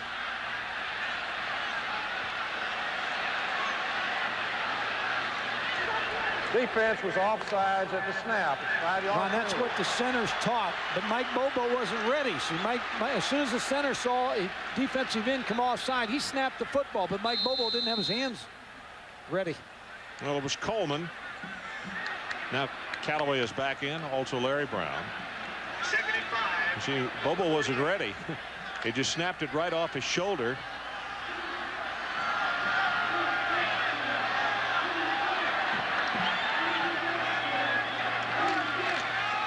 Edwards with the quick pitch, turns it back inside, and not much there as Ratliff and Green. Green was the first guy to get to him, 55. You know, an interesting statistic about this Georgia football team. When you think of Georgia, you think of a team that's full of confidence, won a lot of ball games, but in the 90s, this Georgia football team is 21, 26, and 1 in the SEC. So that doesn't bode for a lot of confidence. And they've had trouble with Tennessee, Florida, haven't been able to beat them. Well, Mike, right now, to keep this drive going, they need the 47 of Tennessee. Shotgun, and they go option. Pitch back to pass, and you hear the crowd buzz every time he touches it. He is from Tucker, Georgia, and they've seen enough tape of him in high school to know what he can do. But you can hear the crowd, just an immediate buzz comes on when he gets the football. Well, an option play, Mike Bobo, not a real big threat on the option, but he's able to kick the ball out to Patrick Pass to get him outside. He got some good blocks downfield. A nice call by Jim Donnan. 12 yards on the run by Pass. 3 rushes, 20 yards, averaging almost 7 a carry. About to go under 5 minutes to play in this third quarter. Georgia trying to get back in it. They're down 22-3. Pass again. You see the little change of direction, and here he goes. 20, 15, at the 10. It'll be first and goal, Georgia from the 7. Well, he got some nice blocks, Ron, but what you talked about, his ability to cut back. Mike, he's got a gait that most folks don't have. Look at his change. Yeah. Now watch, he turns on the speed and how he turns the corner. 31 yards on this run. Ron, I want to repeat what I said earlier. They need 7 here, not 3. Edwards comes back in. Selma Callaway operates at fullback. First and goal, 7 yards away. It's Edwards right up the middle. He gets tagged by Leonard Little.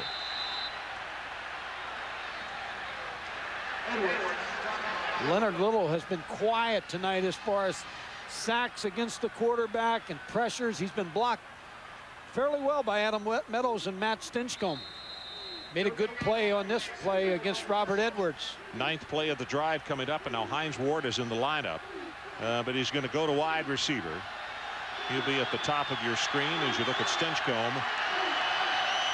Working outside against 91, Jonathan Brown. Tennessee shows blitz on the corner, and they come with it. Edwards with the block at the 5, down to the 4. It'll be 3rd and goal, and guess who? Number 1, Leonard Little. Now here's a late flag thrown into the pile. And Little comes up and grabs one of his teammates. You would know for sure, yep, that it is going to be against Tennessee.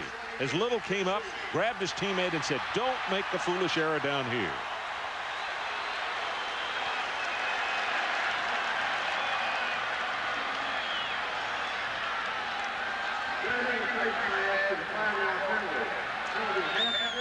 Well, let's see if it's Noel who does it.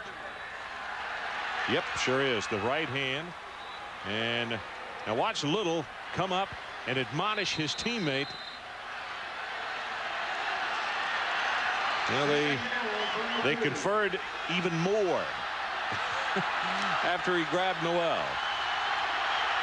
Second down and goal. The ball 2.5 yards away.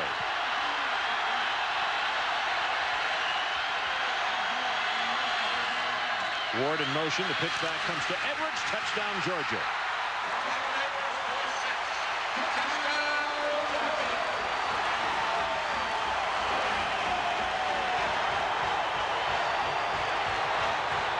Mike, we talk about Hines Ward, the fact that he can play quarterback, running back, or wide receiver. He also can block, as he threw the key block on the touchdown. He really did a little crackback block. He was the key on that play. Robert Edwards was able to get to the corner and score that touchdown and put Georgia back in this football game. Hap Hines tries to make it a 12-point game, and he does. So let's take a break and watch what happens on this play. Edwards, watch Ward with the block right there. And Edwards will walk into the end zone, 20-10-2 on the sideline. And we understand he has injured his left side, in the rib cage area. But it happened before the play where he just threw the block and they scored the touchdown. It's a very tough young man. I'm sure he didn't do it any good when he threw that block. Scoring drive, 10 plays, 70 yards, 354 is what they used off the clock. Pass, 2 carries for big yardage. By the way, coming up later in the game, we'll be selecting the Visa Players of the Game.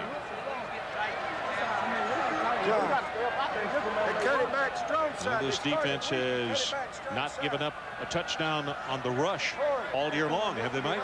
No, and I'll tell you what, they really did a nice job, Georgia, on that drive. A good mix in the drive, but you're right. Pass was the key.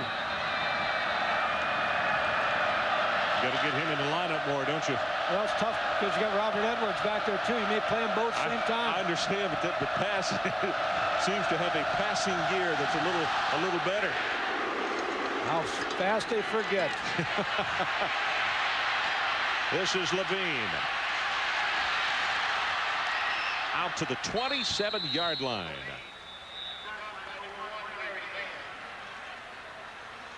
Well, since the last interception that he threw, which was against Florida, 73%. 791 yards, 5 touchdowns, and no interceptions. It was interesting. After the Florida loss, his dad, Archie, put his arm around him. He was flying out that night, and he said, I threw 5 interceptions, or 6 interceptions against Tennessee as a sophomore. He said, you got to take the good with the bad and just get over it. And he has gotten over it. Graham to maybe 3 yards. Mike Tirico, what do you have for us? Well, Ron, over on the Deuce, we have North Carolina in this McDonald's breakaway in Chapel Hill, getting it done. He threw the 6 interceptions when Steve Connor asked in the preseason about the thoroughbreds that Ole Miss had, and he said, I saw 7 mules. I didn't see thoroughbreds.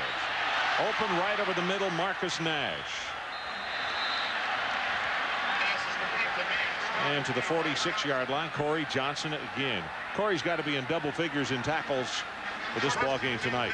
Corey Johnson almost decided to go to Marshall when Jim Donnan was the coach of Marshall, but he decided to come to Georgia, and then lo and behold, Jim Donnan shows up here. Good play fake again by Peyton Manning.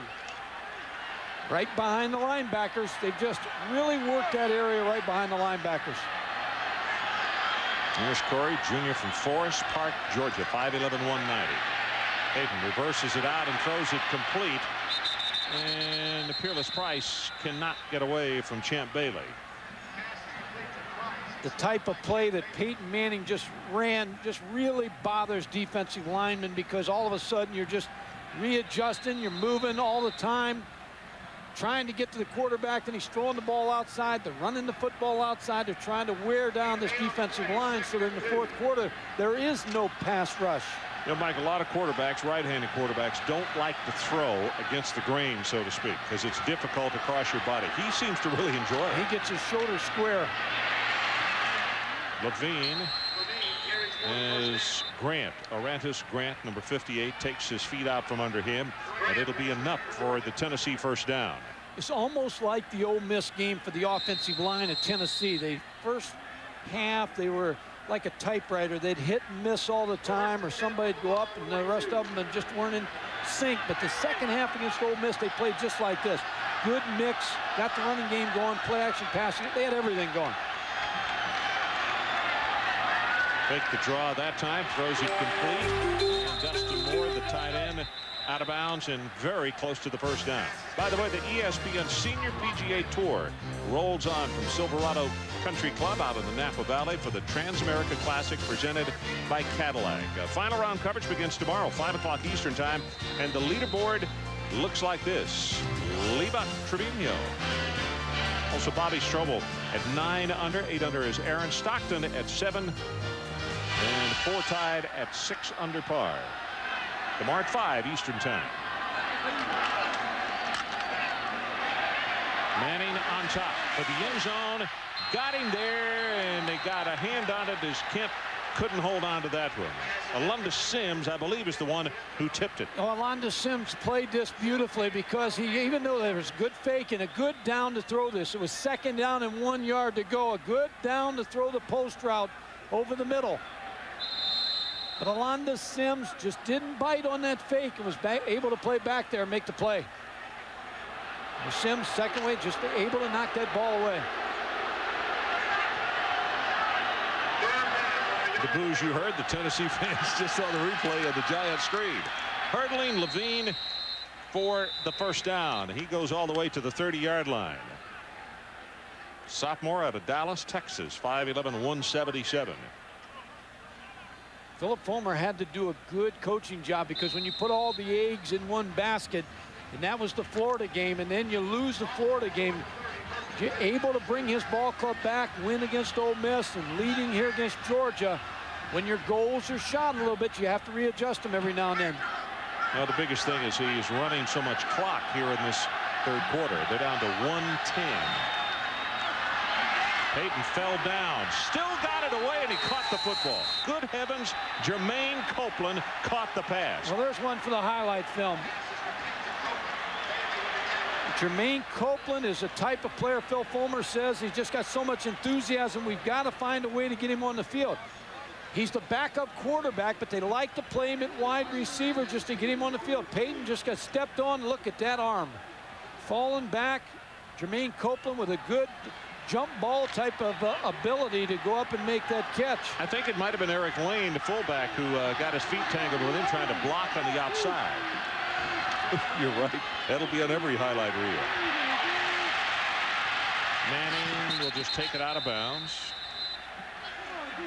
One thing about Copeland, Ron, he scored 44 points in a high school basketball championship game, so you can see his jumping ability out there at the wide receiver spot. 6'4", 210. Out of Harriman as he goes to the sideline. He's a pretty good sized fella. And as you mentioned, an extremely good athlete. So the clock is stopped, 41 ticks left in the third quarter. 6th career 300+ yard passing game. With Peyton Manning at 321 right now.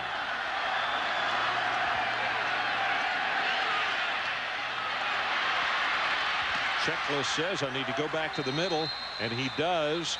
And Graham is hit by Grant, but it's going to be down to the 5 and very close to another Tennessee first down. What Peyton Manning's able to do is look down the field and try to find his first receiver that he's going to throw to. You see he's looking out the wide receiver, trying to look off backers, but he's trying to look at his first choice. Now he finds his second choice. Jay Graham over the middle against Greg Bright.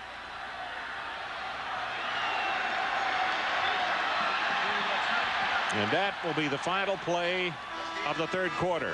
So there's a timeout on the field, and as we head to the final 15, Tennessee 22 and Georgia 10.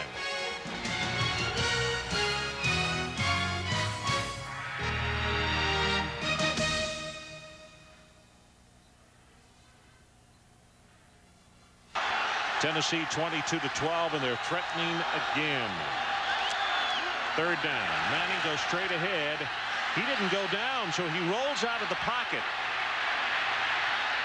and throws it in the end zone for a touchdown. Marcus Nash, good heavens. There's another one for the highlight reel. He got stood up in the middle of the line, but nobody locked off on him. Well, Philip Fulmer's given an expression on the sideline, and he couldn't believe what he saw either. I wasn't watching Peyton Manning. I was watching the wide receivers. Well, he had the presence of mind. His knee didn't go down. He didn't hear a whistle, so he just bolted out, rolled to the open side of the field, and threw it to Nash for the touchdown. Good heavens. Hall right down the middle.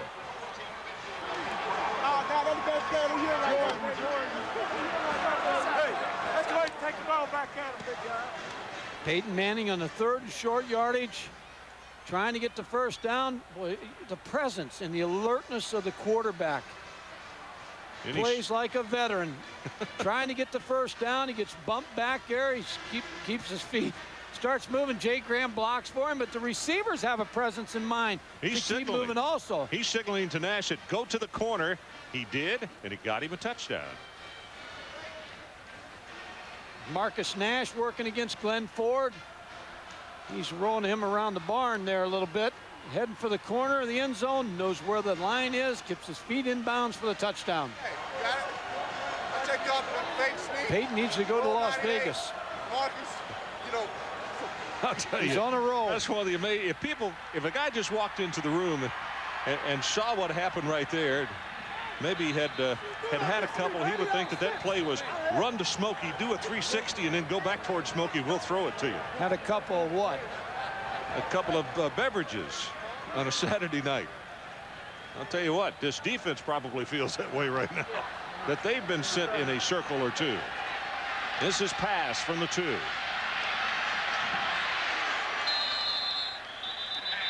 You know, Peyton started with good mechanics, and he worked and worked to improve them.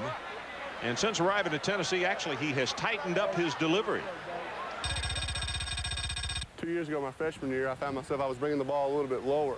And the motion was good. It was just taking long to get rid of the ball. So I figured guys blitzing, guys coming, just raise the ball up a little bit. When he's open, the ball's up a little higher, and the ball's gone a lot sooner. So the ball's here, comes open, the ball's out. It's like a boxer's punch, Ron. The higher that ball, you can keep that ball. You can get rid of it a little quicker. Well, they now are back up to a 19-point margin. Ball is loose and has been picked up by the tight end Larry Brown. Boy, that could have, as if the second half hasn't already been disastrous, that could have been an easy situation for Tennessee to give it right back to him as Edwards just dropped it. Well, the difference in the first half as opposed to the second half for the Georgia defense. Joe Kynes is trying everything to slow down Peyton Manning. But in the first half, they stopped down there, were forced to kick field goals, but the second half they've been able to get in the end zone. Tired defense. Yeah, and they have had to be out there a lot. They really have. And then they've had to deal with plays like Manning made it happen just a moment ago. Hines Ward breaks a tackle, 30, 35 at the 40, and shoved out of bounds. Let's see, they're going to say, now here comes a late flag in. Way after the play is over. They've spotted him out around the 41. Kellen Winslow stand by after the call. It's a personal foul against Tennessee. Now let's go down to you, Kellen. Well, Ron, Hines Ward just moments ago was standing on the sideline, very painful rib problem, had his helmet off, looked in a great deal of pain. It was doubtful he was going to come back into the ball game, but he's back in. He's a tough young man and just having a great night. You know, Ron, he has a great attitude. When they switched him to wide receiver, he said, I'll play anywhere you want me to play. He wants to play pro football, and he wants to be in a position someday to take his best that he can do and be able to move into that position. He'd like to play quarterback, but he said, I'll do whatever you want me to do. What a utility guy there. You know, he's going to wind up a good shot at leaving here with over 1,000 yards receiving, passing, and running, right? Here's the pitch, and they run the reverse. And speaking to the devil, it's Hines Ward. Injured ribs, he just puts his head down and goes forward as Parker puts a stop on him.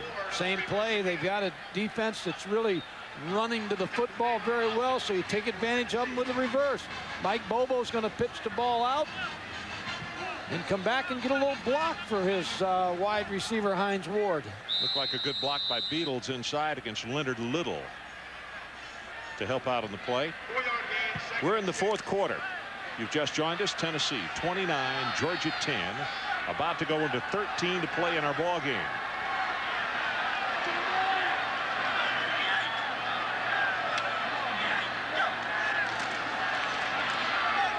Bobo's pass has it complete to Corey Allen.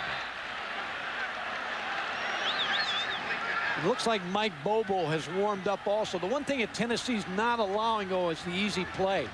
The long pass, the long touchdown run. They're making Jim Donnan's offense work the field and use that clock.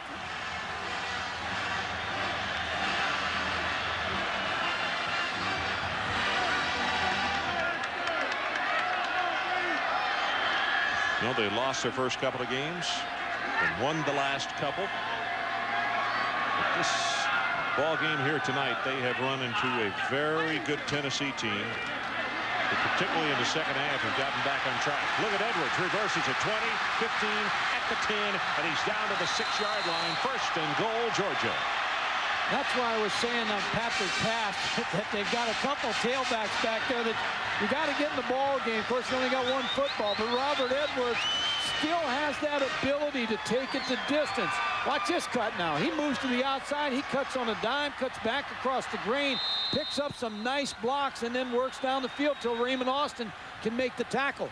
Brad Stafford, number 65, the senior, threw an excellent block on the play, and look what happened to Bobo after he carried out the fake. Nick Jester just ran over him. They want to make the quarterback pay on every play. He was the court jester on that one. Bobo just didn't think it was funny. Edwards tries to turn the corner, nothing doing. That's a nice job of containment.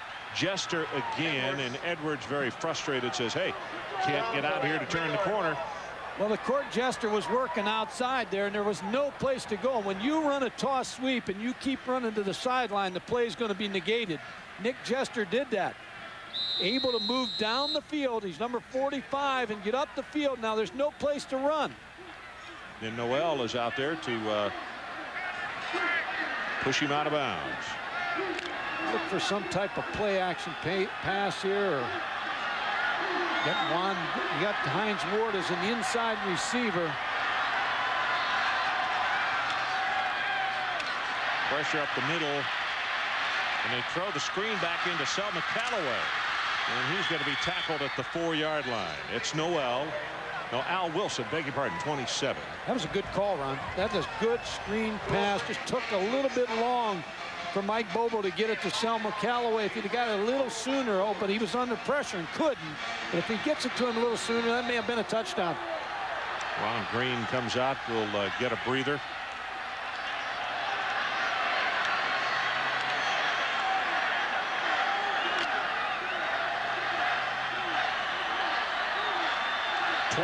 To 10. Georgia threatening. It is 3rd down. Play action right into the flat. Touchdown, Georgia. Selma Callaway.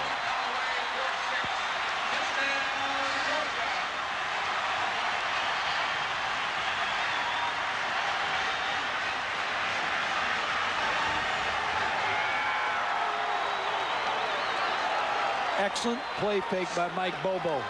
Made that play. Selma Callaway just was able to hide his way, find his way in the flat. Mike Bobo delivered. He's having a good second half. Now, nothing will please the coaching staff anymore than to have been down the way they were and come right back down the field and put a touchdown on the board as Hap Hines converts, and we go to break with one more look at Selma Callaway, the junior out of Colquitt, Georgia, as he scores. We'll be right back. ESPN's coverage of Saturday primetime is brought to you by Plymouth. One clever idea after another. That's Plymouth. Well, here comes the kickoff. Georgia, too early for onside kick, so they send it deep, and it's going to be Levine.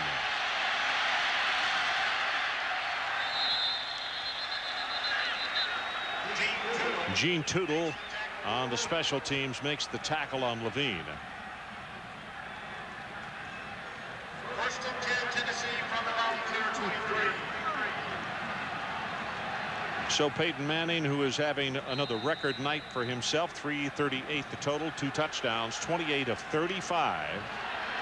Back onto the field, just over 11 minutes to play in the ball game. And as you can see, his breath getting a little chilly here in Athens, Georgia. Feels wonderful.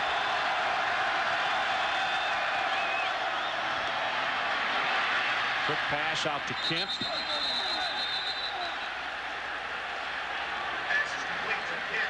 Quentin Davis runs him out of bounds. Ron, his dad Archie spoke at the Monday evening Athens Touchdown Club here this week, and when they asked him to compare himself with Peyton, he said, when I was playing, I didn't know the difference between a double zone or double hernia. And he said, you know, Peyton knows everything. He said he knows the coverages, he works at it. So he says farther ahead of me than I ever was in college reading defenses. Of course, I think Archie was pretty special himself. That's Graham, who will take it to the 35. He also closed the speech by saying, "Now don't hurt my little boy on Saturday." Because his little boy is now 6'5", 215 pounds. The SEC's blessed with some good quarterbacks when you look at Danny Werfel and Peyton Manning, and those two just really, they make all the highlights in college football.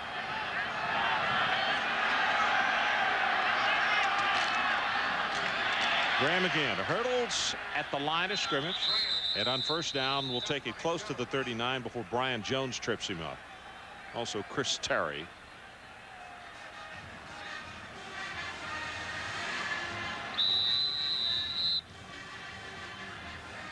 Well, the difference in the second half has been the Jay Graham.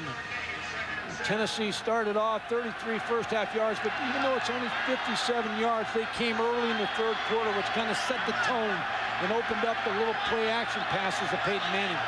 18 for 65 yards on the game for Graham tonight. Little fade route here, and he overthrew that one. Peerless Price is the guy that he wanted, and with that pass there, Manning will go below the 75 percentile. That was Champ Bailey. Good coverage. When you lock your corner on the outside, you play that bump and run coverage, your corner has to be able to stay with a wide receiver. Well, listen to this crowd now. They're very much in it. They want to see a stop right here and want Georgia to get the football back.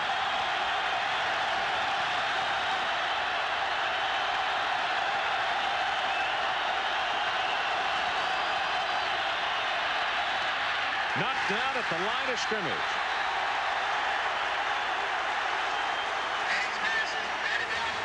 It was either Cooper or Ferguson. It was hard to tell which they both were. I think it was Jason Ferguson, number 92, Ron, who's going to make this deflection. Peyton Manning trying to go right over the middle. Yeah, it was. You're exactly right, Mike. It was Ferguson. Joe Kine said he's like a St. Bernard. He's quiet and lumbering, but he gets the job done. Binion to punt. He has not been real busy tonight. McCraney tries to make a return. He'll bring it back to the 32. And we have 9:39 left in our ball game, so we'll take a break. Tennessee by 12. The Bulldogs have the ball back. Kroger Food Store is proud to provide the aerial shots of tonight's football action from the world's largest blimp, the Spirit of Atlanta. Great sight as you look down upon 86,117. And a nice job by this defense. 92 Ferguson knocked down a pass just a moment ago.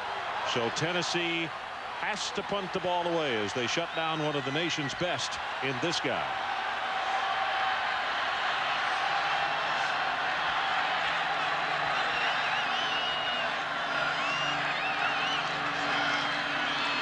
Bobo, this one is knocked down at the line of scrimmage, and it's Billy Barron, the junior out of River Ridge, Louisiana. 6'3", he's able to put the pressure on Mike Bobo and deflect the football. Georgia needs a quick score here with 9:34 to go. They're using both tailbacks in the ball game, Ron. Well, now they're bringing pass out. Yeah, pass will come out. Hines Ward, Juan Daniels, I beg your pardon, number 12. Is in the lineup, and Hines is there as well, number 19, bottom of your screen.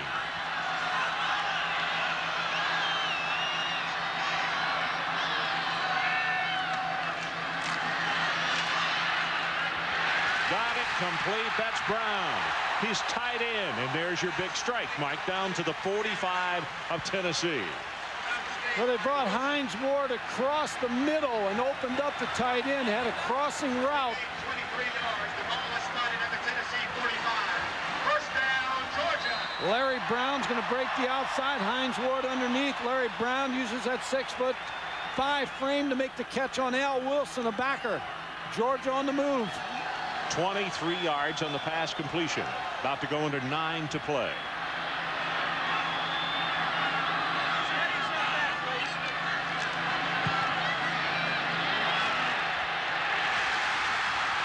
Corey Allen. Tyrone Hines will make the tackle. And Mike, were they setting up a trick play? No, I think they were trying to set up to make it look like it was a trick play, and then Mike Bobo delivered the ball to Corey Allen. But, Ron, what I was going to say is Mike Bobo right now is feeling it just like he did last year when he had that game. He was in the rhythm last year. He's back in that kind of rhythm tonight. Maybe what we should tell the people that we're talking about is Hines Ward was out there, and he looked as though they might lateral to him. It looked like a double pass set up, but then Corey Allen opened up wide over the middle.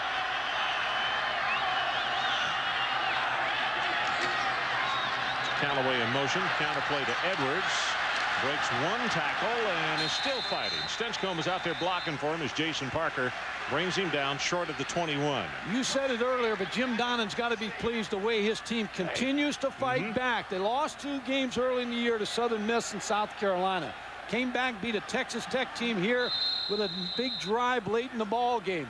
Beat Mississippi State last week. They said the transition's over. Now his ball club knows what to expect. He knows what to expect of his team. And they're playing hard tonight, and that's all you can ask as a coach. Hey, your fans will stay with you forever when you play hard.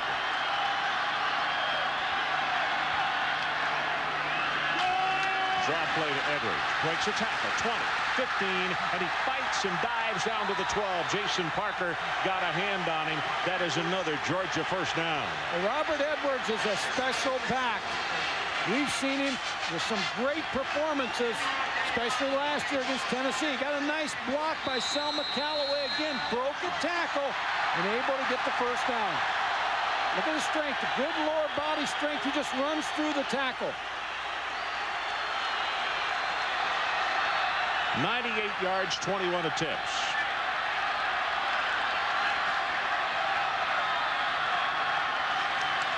Bobo gives it to Edwards again. Not much doing there. Green grabbed him first, then got a lot of help. Also, Al Wilson was there. He may have lost a yard.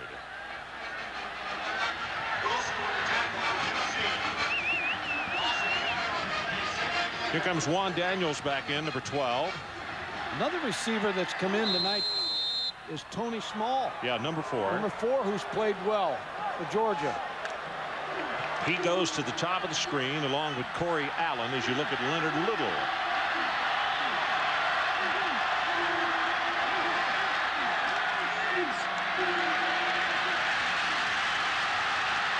Bobo's pass. Flag is down and no signal. It looks like offensive interference is going to be called on Hines Ward. He pushed Raymond Austin, I believe. Push. You're exactly right, Mike. Yeah, against Georgia. Raymond Austin was right on Hines Ward, and he gave him a little push.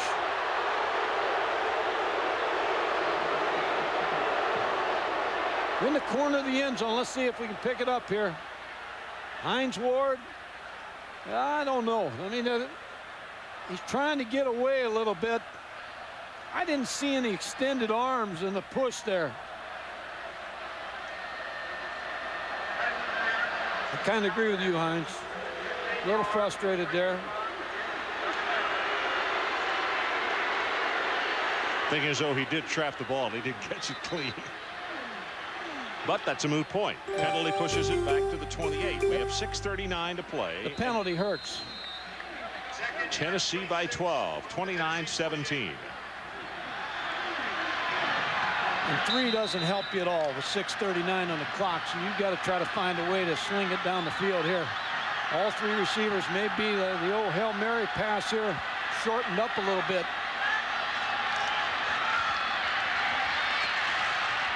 Too high over the middle, and it's intercepted by Raymond Austin. And Austin tackled just shy of the 50 by Antonio Fleming. First and 10, Tennessee from the Volunteer 46. Ball took off on Mike Bobo. Just overthrew it. Mike's looking for somebody to hit, and the ball just took off, and plus he threw it off his wrong foot, I believe. He's trying to get the ball to Corey Allen, number 80. Raymond Austin just picks up the pass, almost hits Raymond Austin right in stride. He's covering Juan Daniels. He knocks him down. That looks like, again, now you're pushing the receiver down. That was the receiver that I started to say that's the guy he was going to. Yeah, I've said all along that they're going to have to change the rule for coverage in the college ranks, because people are getting away with too many pushes down the football field. They may have to go to the pro rule where you can only hit the guy to 5 yards. But here, clearly, Juan Daniels is knocked down by Raymond Austin. That was who Mike Bobo was going to the ball with. But the rule, I've seen so much of this year, just defensive backs knocking the heck out of receivers all the way down the field. 6:20 to play. And it's Lane, the fullback, gets a rare carry, and he is to the 32. Chris Terry stops him.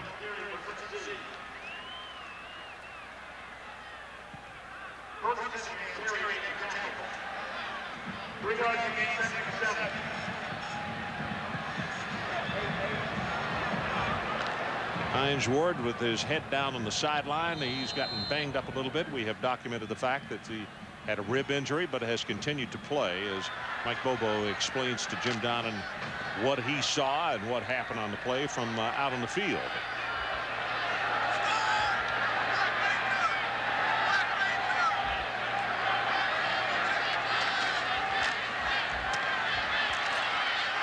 Gets it complete to McCullough, and he will go out of bounds and stop the clock. Well, the Deuce has the best in college football next Saturday. Iowa taking on Penn State at 12:30. Then at 6, Ole Miss tries to stop Freddie Kitchens in Alabama. And at 9 o'clock, the BYU Cougars head to Tulsa, all next Saturday on ESPN. I think that same thing should happen in college football. I don't disagree with you.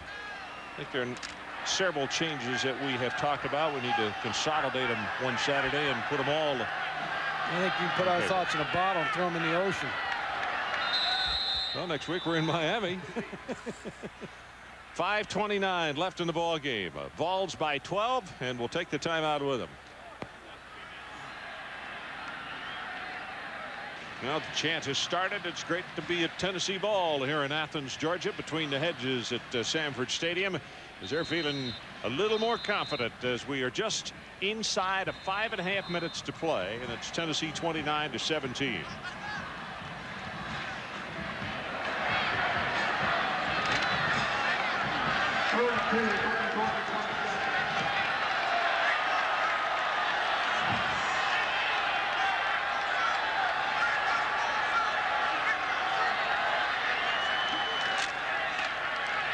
Graham breaks off a tackle and finally is going to be knocked out of bounds by Jones. That was Jermaine Smith, who was all over him, and he just got away.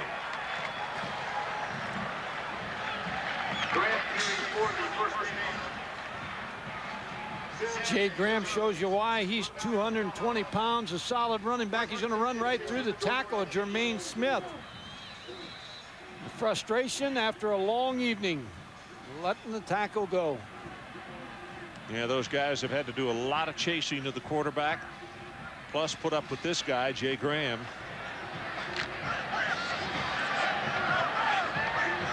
Graham, 19 carries for 72 yards. Gets it again. And on his 20th carry, he fumbles and recovered by Smith. Jermaine Smith is on the football at the 10-yard line. Georgia still has hope here, around 5:16 left. I mean, they still got a shot. A lot of people heading for the exits, but this game's still alive. This is Bright, I think it gets a strip, isn't Greg it? Bright, number 45, going to reach out. grabbed the football. It's Greg Bright who caused that fumble.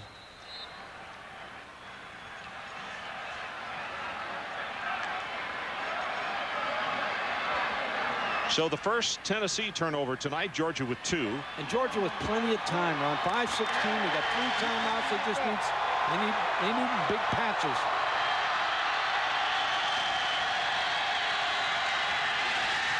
Edwards hit once, hit twice, breaks off another tackle, and he's up the sideline. That is a really nice effort as Terry Noel finally will get him out of bounds at the 17. Leonard Little, number 1, just couldn't bring it. He steps inside to tight end. Nobody blocks him. Good first move, but just is not able to tackle Robert Edwards. He shows you the strength of a good running back. Terry Noel finally knocked him out of bounds. Stops the clock. 23 carries now for 103 yards for Robert Edwards. Georgia's got a problem here with the play clock moving down. They've got to hurry. Yep, it's down to 5, down to 4, and 3. Snaps it and is back in the pocket. Right over the middle, incomplete. And, you know, there's a situation where Small really just kind of froze in the middle of the field instead of trying to help out his quarterback. Yeah, you can't do that. You've got to move with your quarterback, and then you've got to find an area and sit down so that your quarterback can find you. Mike Bobo didn't get his feet set. He was just under too much pressure and was not able to get his feet set to deliver the ball.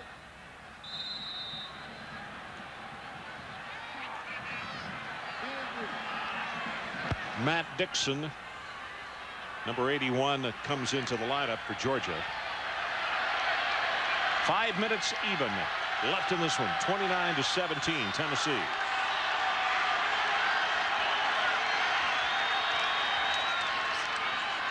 Third down, and he is not going to have the first down. Hines with the tackle on pass. They needed the 20-yard line to keep it going, and that means that Langley is going to have to come out and kick it away. No, I think they've got to go for it here, Ron. Okay. Tyrone Hines played that run all the way. There wasn't any thought of a play-action pass there. He's got to go for this. So Georgia calls a timeout. Timeout on the field. 4:36 remaining.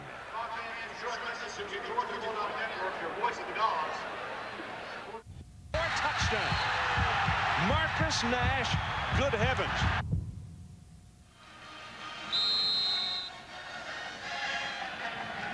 (29-17), and a moment that Peyton Manning will remember always.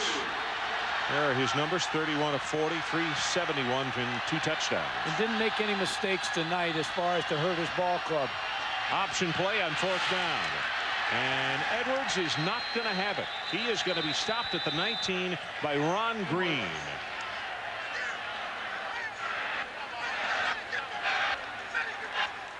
Georgia had no choice. They had to go for the first down.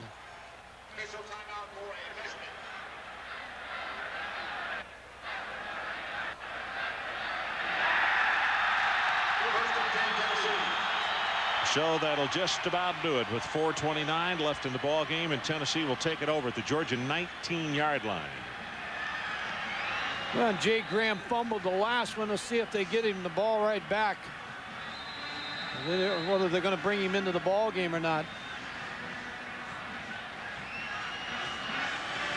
Leonard Little and the remainder of that defense of Tennessee coming over for a well-deserved rest, knowing that they have done their job tonight.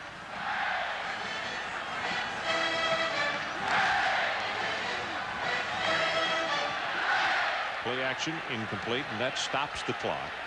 Well, coming up, the Residence Inn College Football Scoreboard. Rose Bowl scare. That obviously has something to do with the folks from Columbus. Irish Crush and Sunshine State Showdown with Chris Fowler. All of those things coming up. Tongue twister night here on ESPN. Robert Edwards tried very hard just a moment ago to get that first down so that his team could keep their offensive drive going, but he was a yard short, or just under.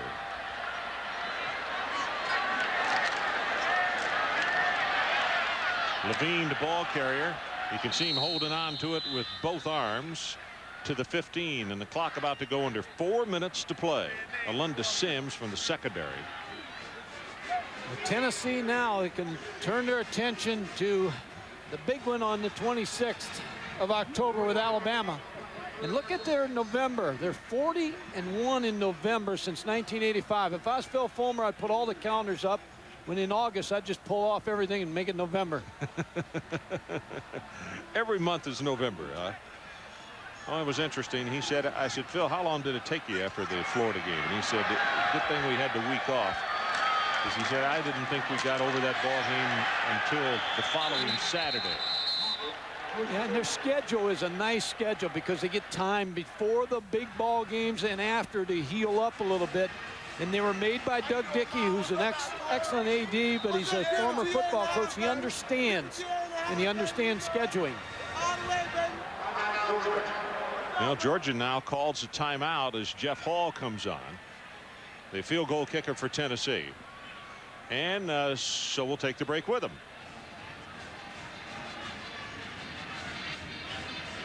I don't even know why we're going to Pine. Well, here's the field goal attempt by Hall. And it is no good. Just wide to the left. So continues to be a 12-point margin.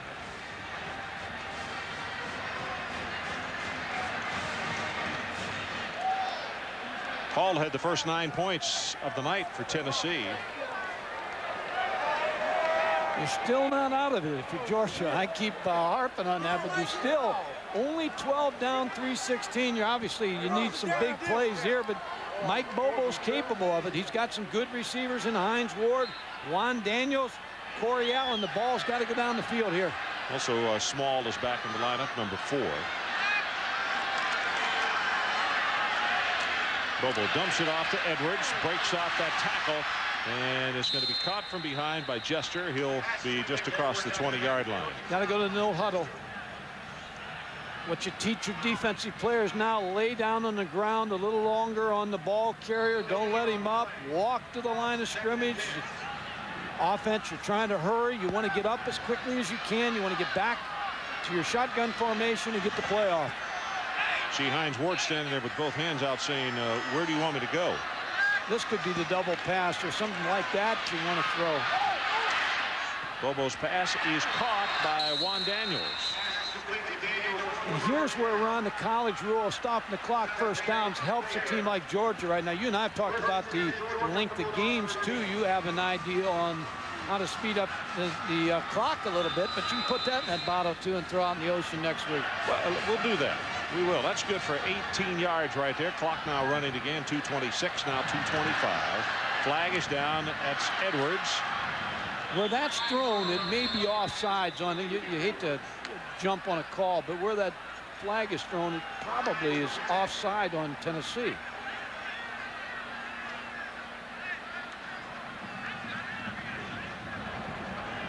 Offsides, defense, at least 5 yards from the previous spot. You almost know when the flag's thrown in different areas. Yeah. You know, when it's like holding. If it's thrown over there, usually it's going to be, and if it's a pass, it's going to be an offside. Clock's moving. They're wasting some time here. They need to get the ball snapped. They had to get another lineman in. Kenley Ingram, a junior out of Anson, North Carolina. Number 64 is in the lineup. Pass to Edwards. Trying to get him in the open field, and then he goes out of bounds, knocked out by Hines. You got to use the sideline as your ally right now.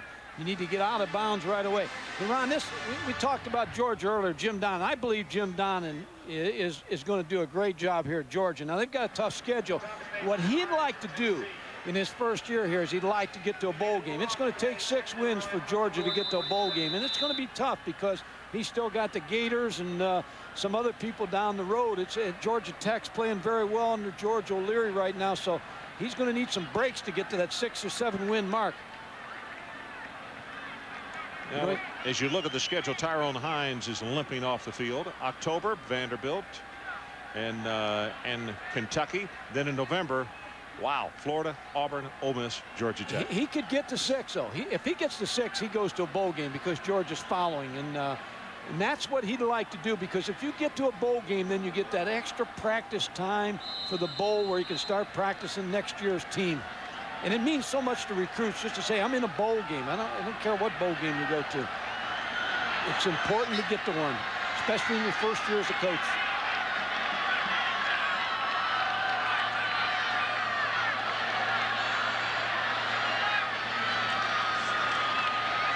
Bobo's pass knocked down and very nearly intercepted by Peebles. Whoa.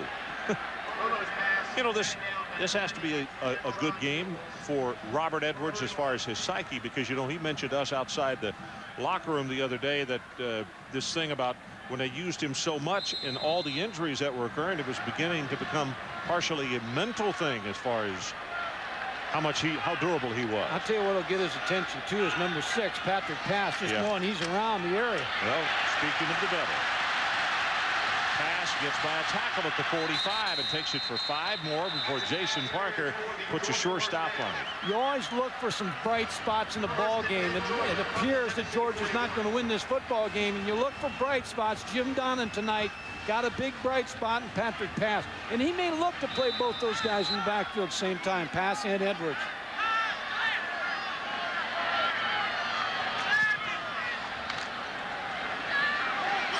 Right over the middle. Wow. I mean, it hit Hines Ward. Couldn't hold on. Anyway, tonight's Visa players of the game are from Tennessee, Peyton Manning, 31 of 41, 371 in yardage, 2 touchdowns. And from Georgia, Robert Edwards. And the numbers on Robert tonight, 104 yards, and he scored a touchdown. As part of their continuing effort to further the development of amateur athletics, Visa is proud to donate $1,000 to each of these universities on behalf of these athletes. And Ron, when you talk to Peyton Manning and you talk to him about Danny Werfel, I mean, he has so much respect for Danny Werfel. I'm sure it's the same way from Danny Werfel. You got 2 class quarterbacks in this league. I mean, you got a lot of class quarterbacks, but 2 very good quarterbacks that are also class individuals representing the Florida Gators and the Tennessee Vols.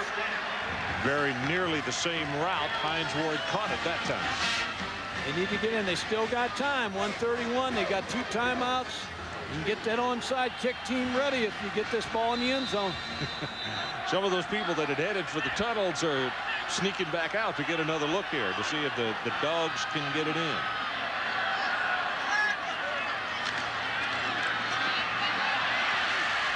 That's Pass. Got just enough of him, Al Wilson did, to throw him off stride. You've got to throw it in the end zone now. Time is becoming such of a factor now.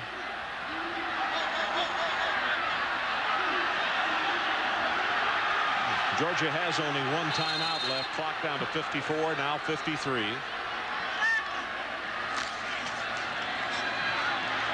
Bobo delivers, intercepted at the 10-yard line by Terry Fair. And I'll tell you exactly what happened. His receivers were standing side by side, and nobody would move, and he thought that one was going to break back to the boundary. No, and you can't blame that on Mike Bobo. That was a busted pattern right there. Mike Bobo has given a great effort here in the second half for Jim Donnan.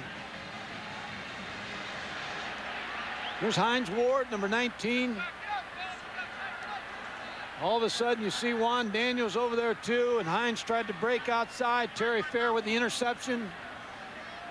Hard to break behind him. Yeah, and you can turn out the lights.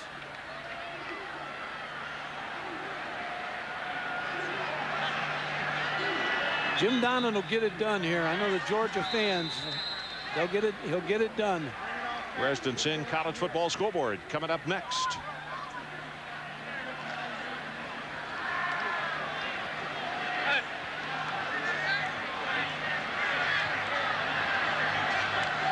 At the personal foul, the 15 yards was against Ingram as Manning goes down on a knee. Well, there's 36 seconds. Give me your rule real quick on time. What you would do. You got enough time until the 3 minutes on the clock in the first half and at the end of the ball game. If you run out of bounds and untouched, clock continues to run. Clock continues to run on first downs. Only stoppages is on change of possession, penalty, or obviously a timeout. Put in the bottle. 9 seconds down to 8. And our final score, Tennessee 29 and Georgia 17. Ron Franklin for Mike Gottfried and Kellen Winslow. This has been a presentation of ESPN, the worldwide leader in sports.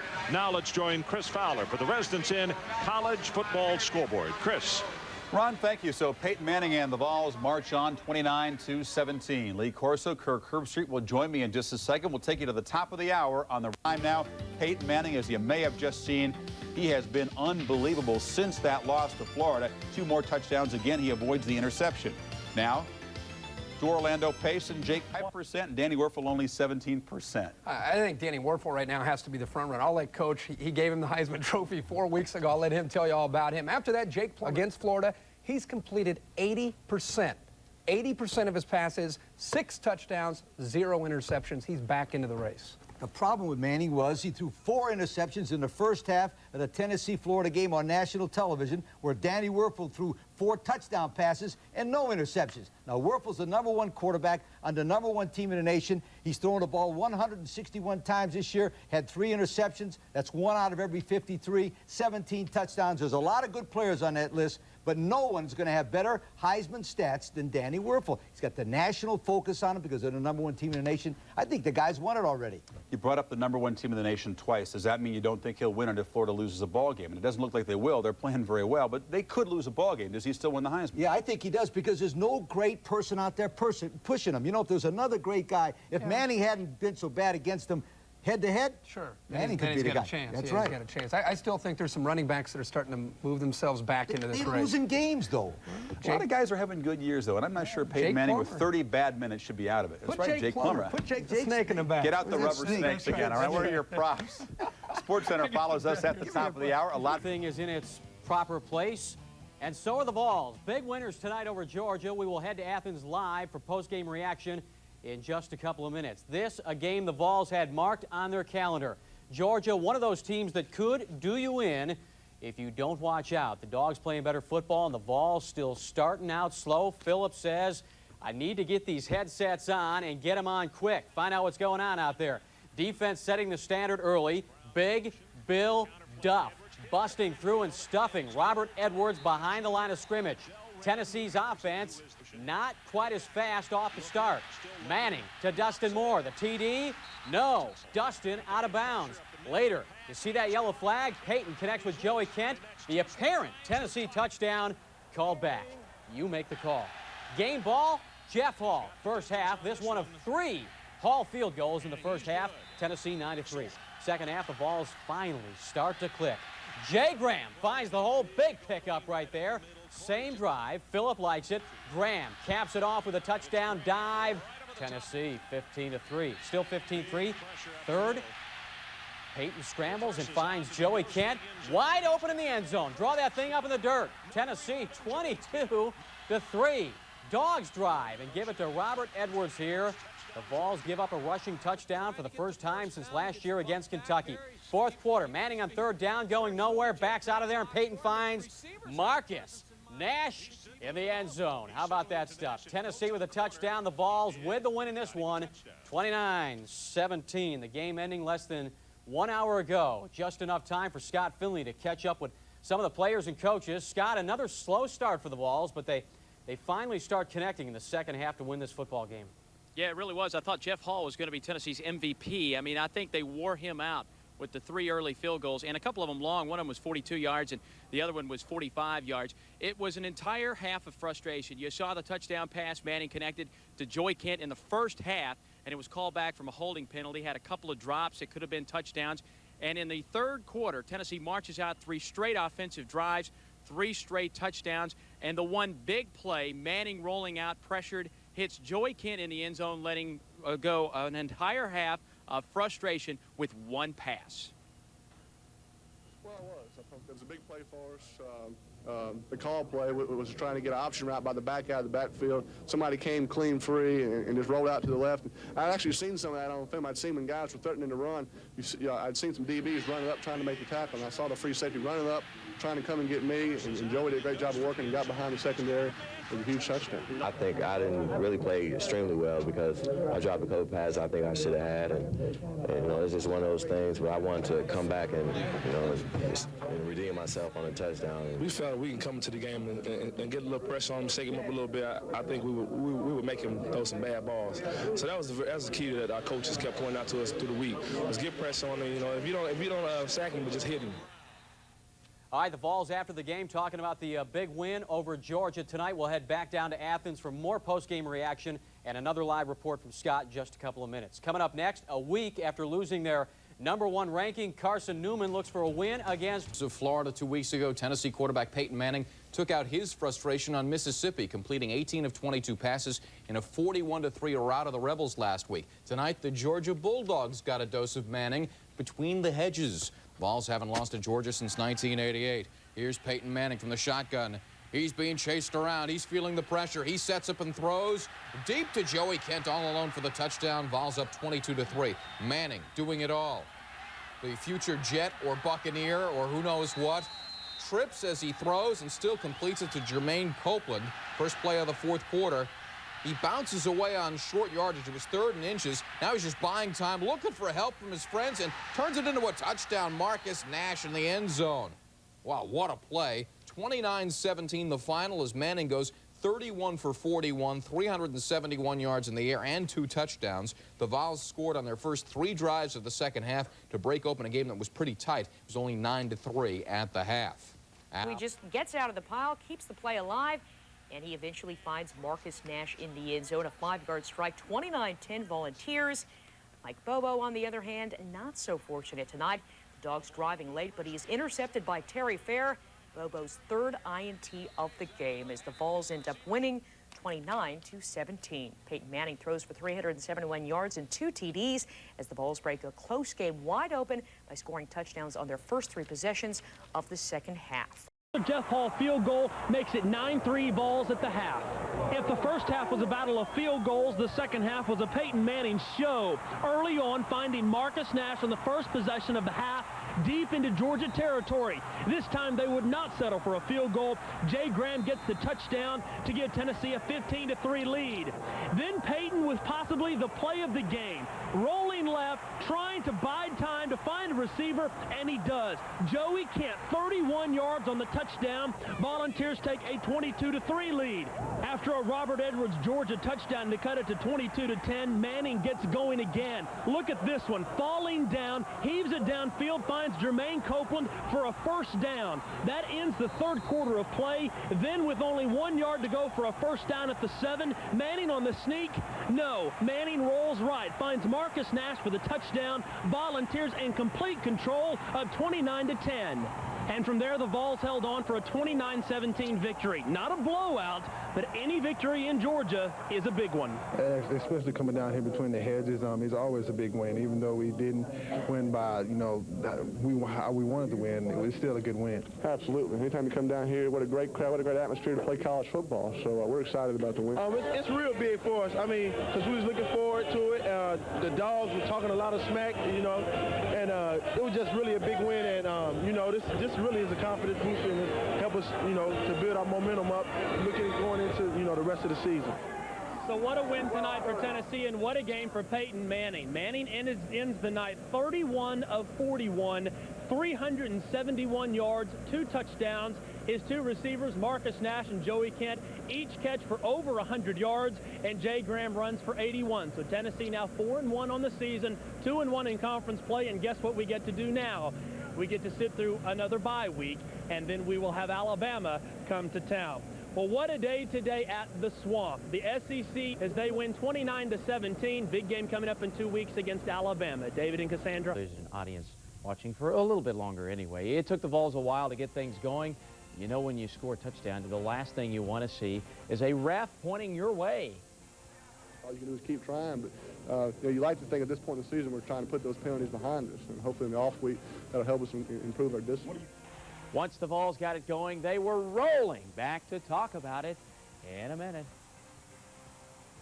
Example of how mistakes can cost you on the scoreboard. The Vol offense beat themselves in the first half of this game last night at Georgia.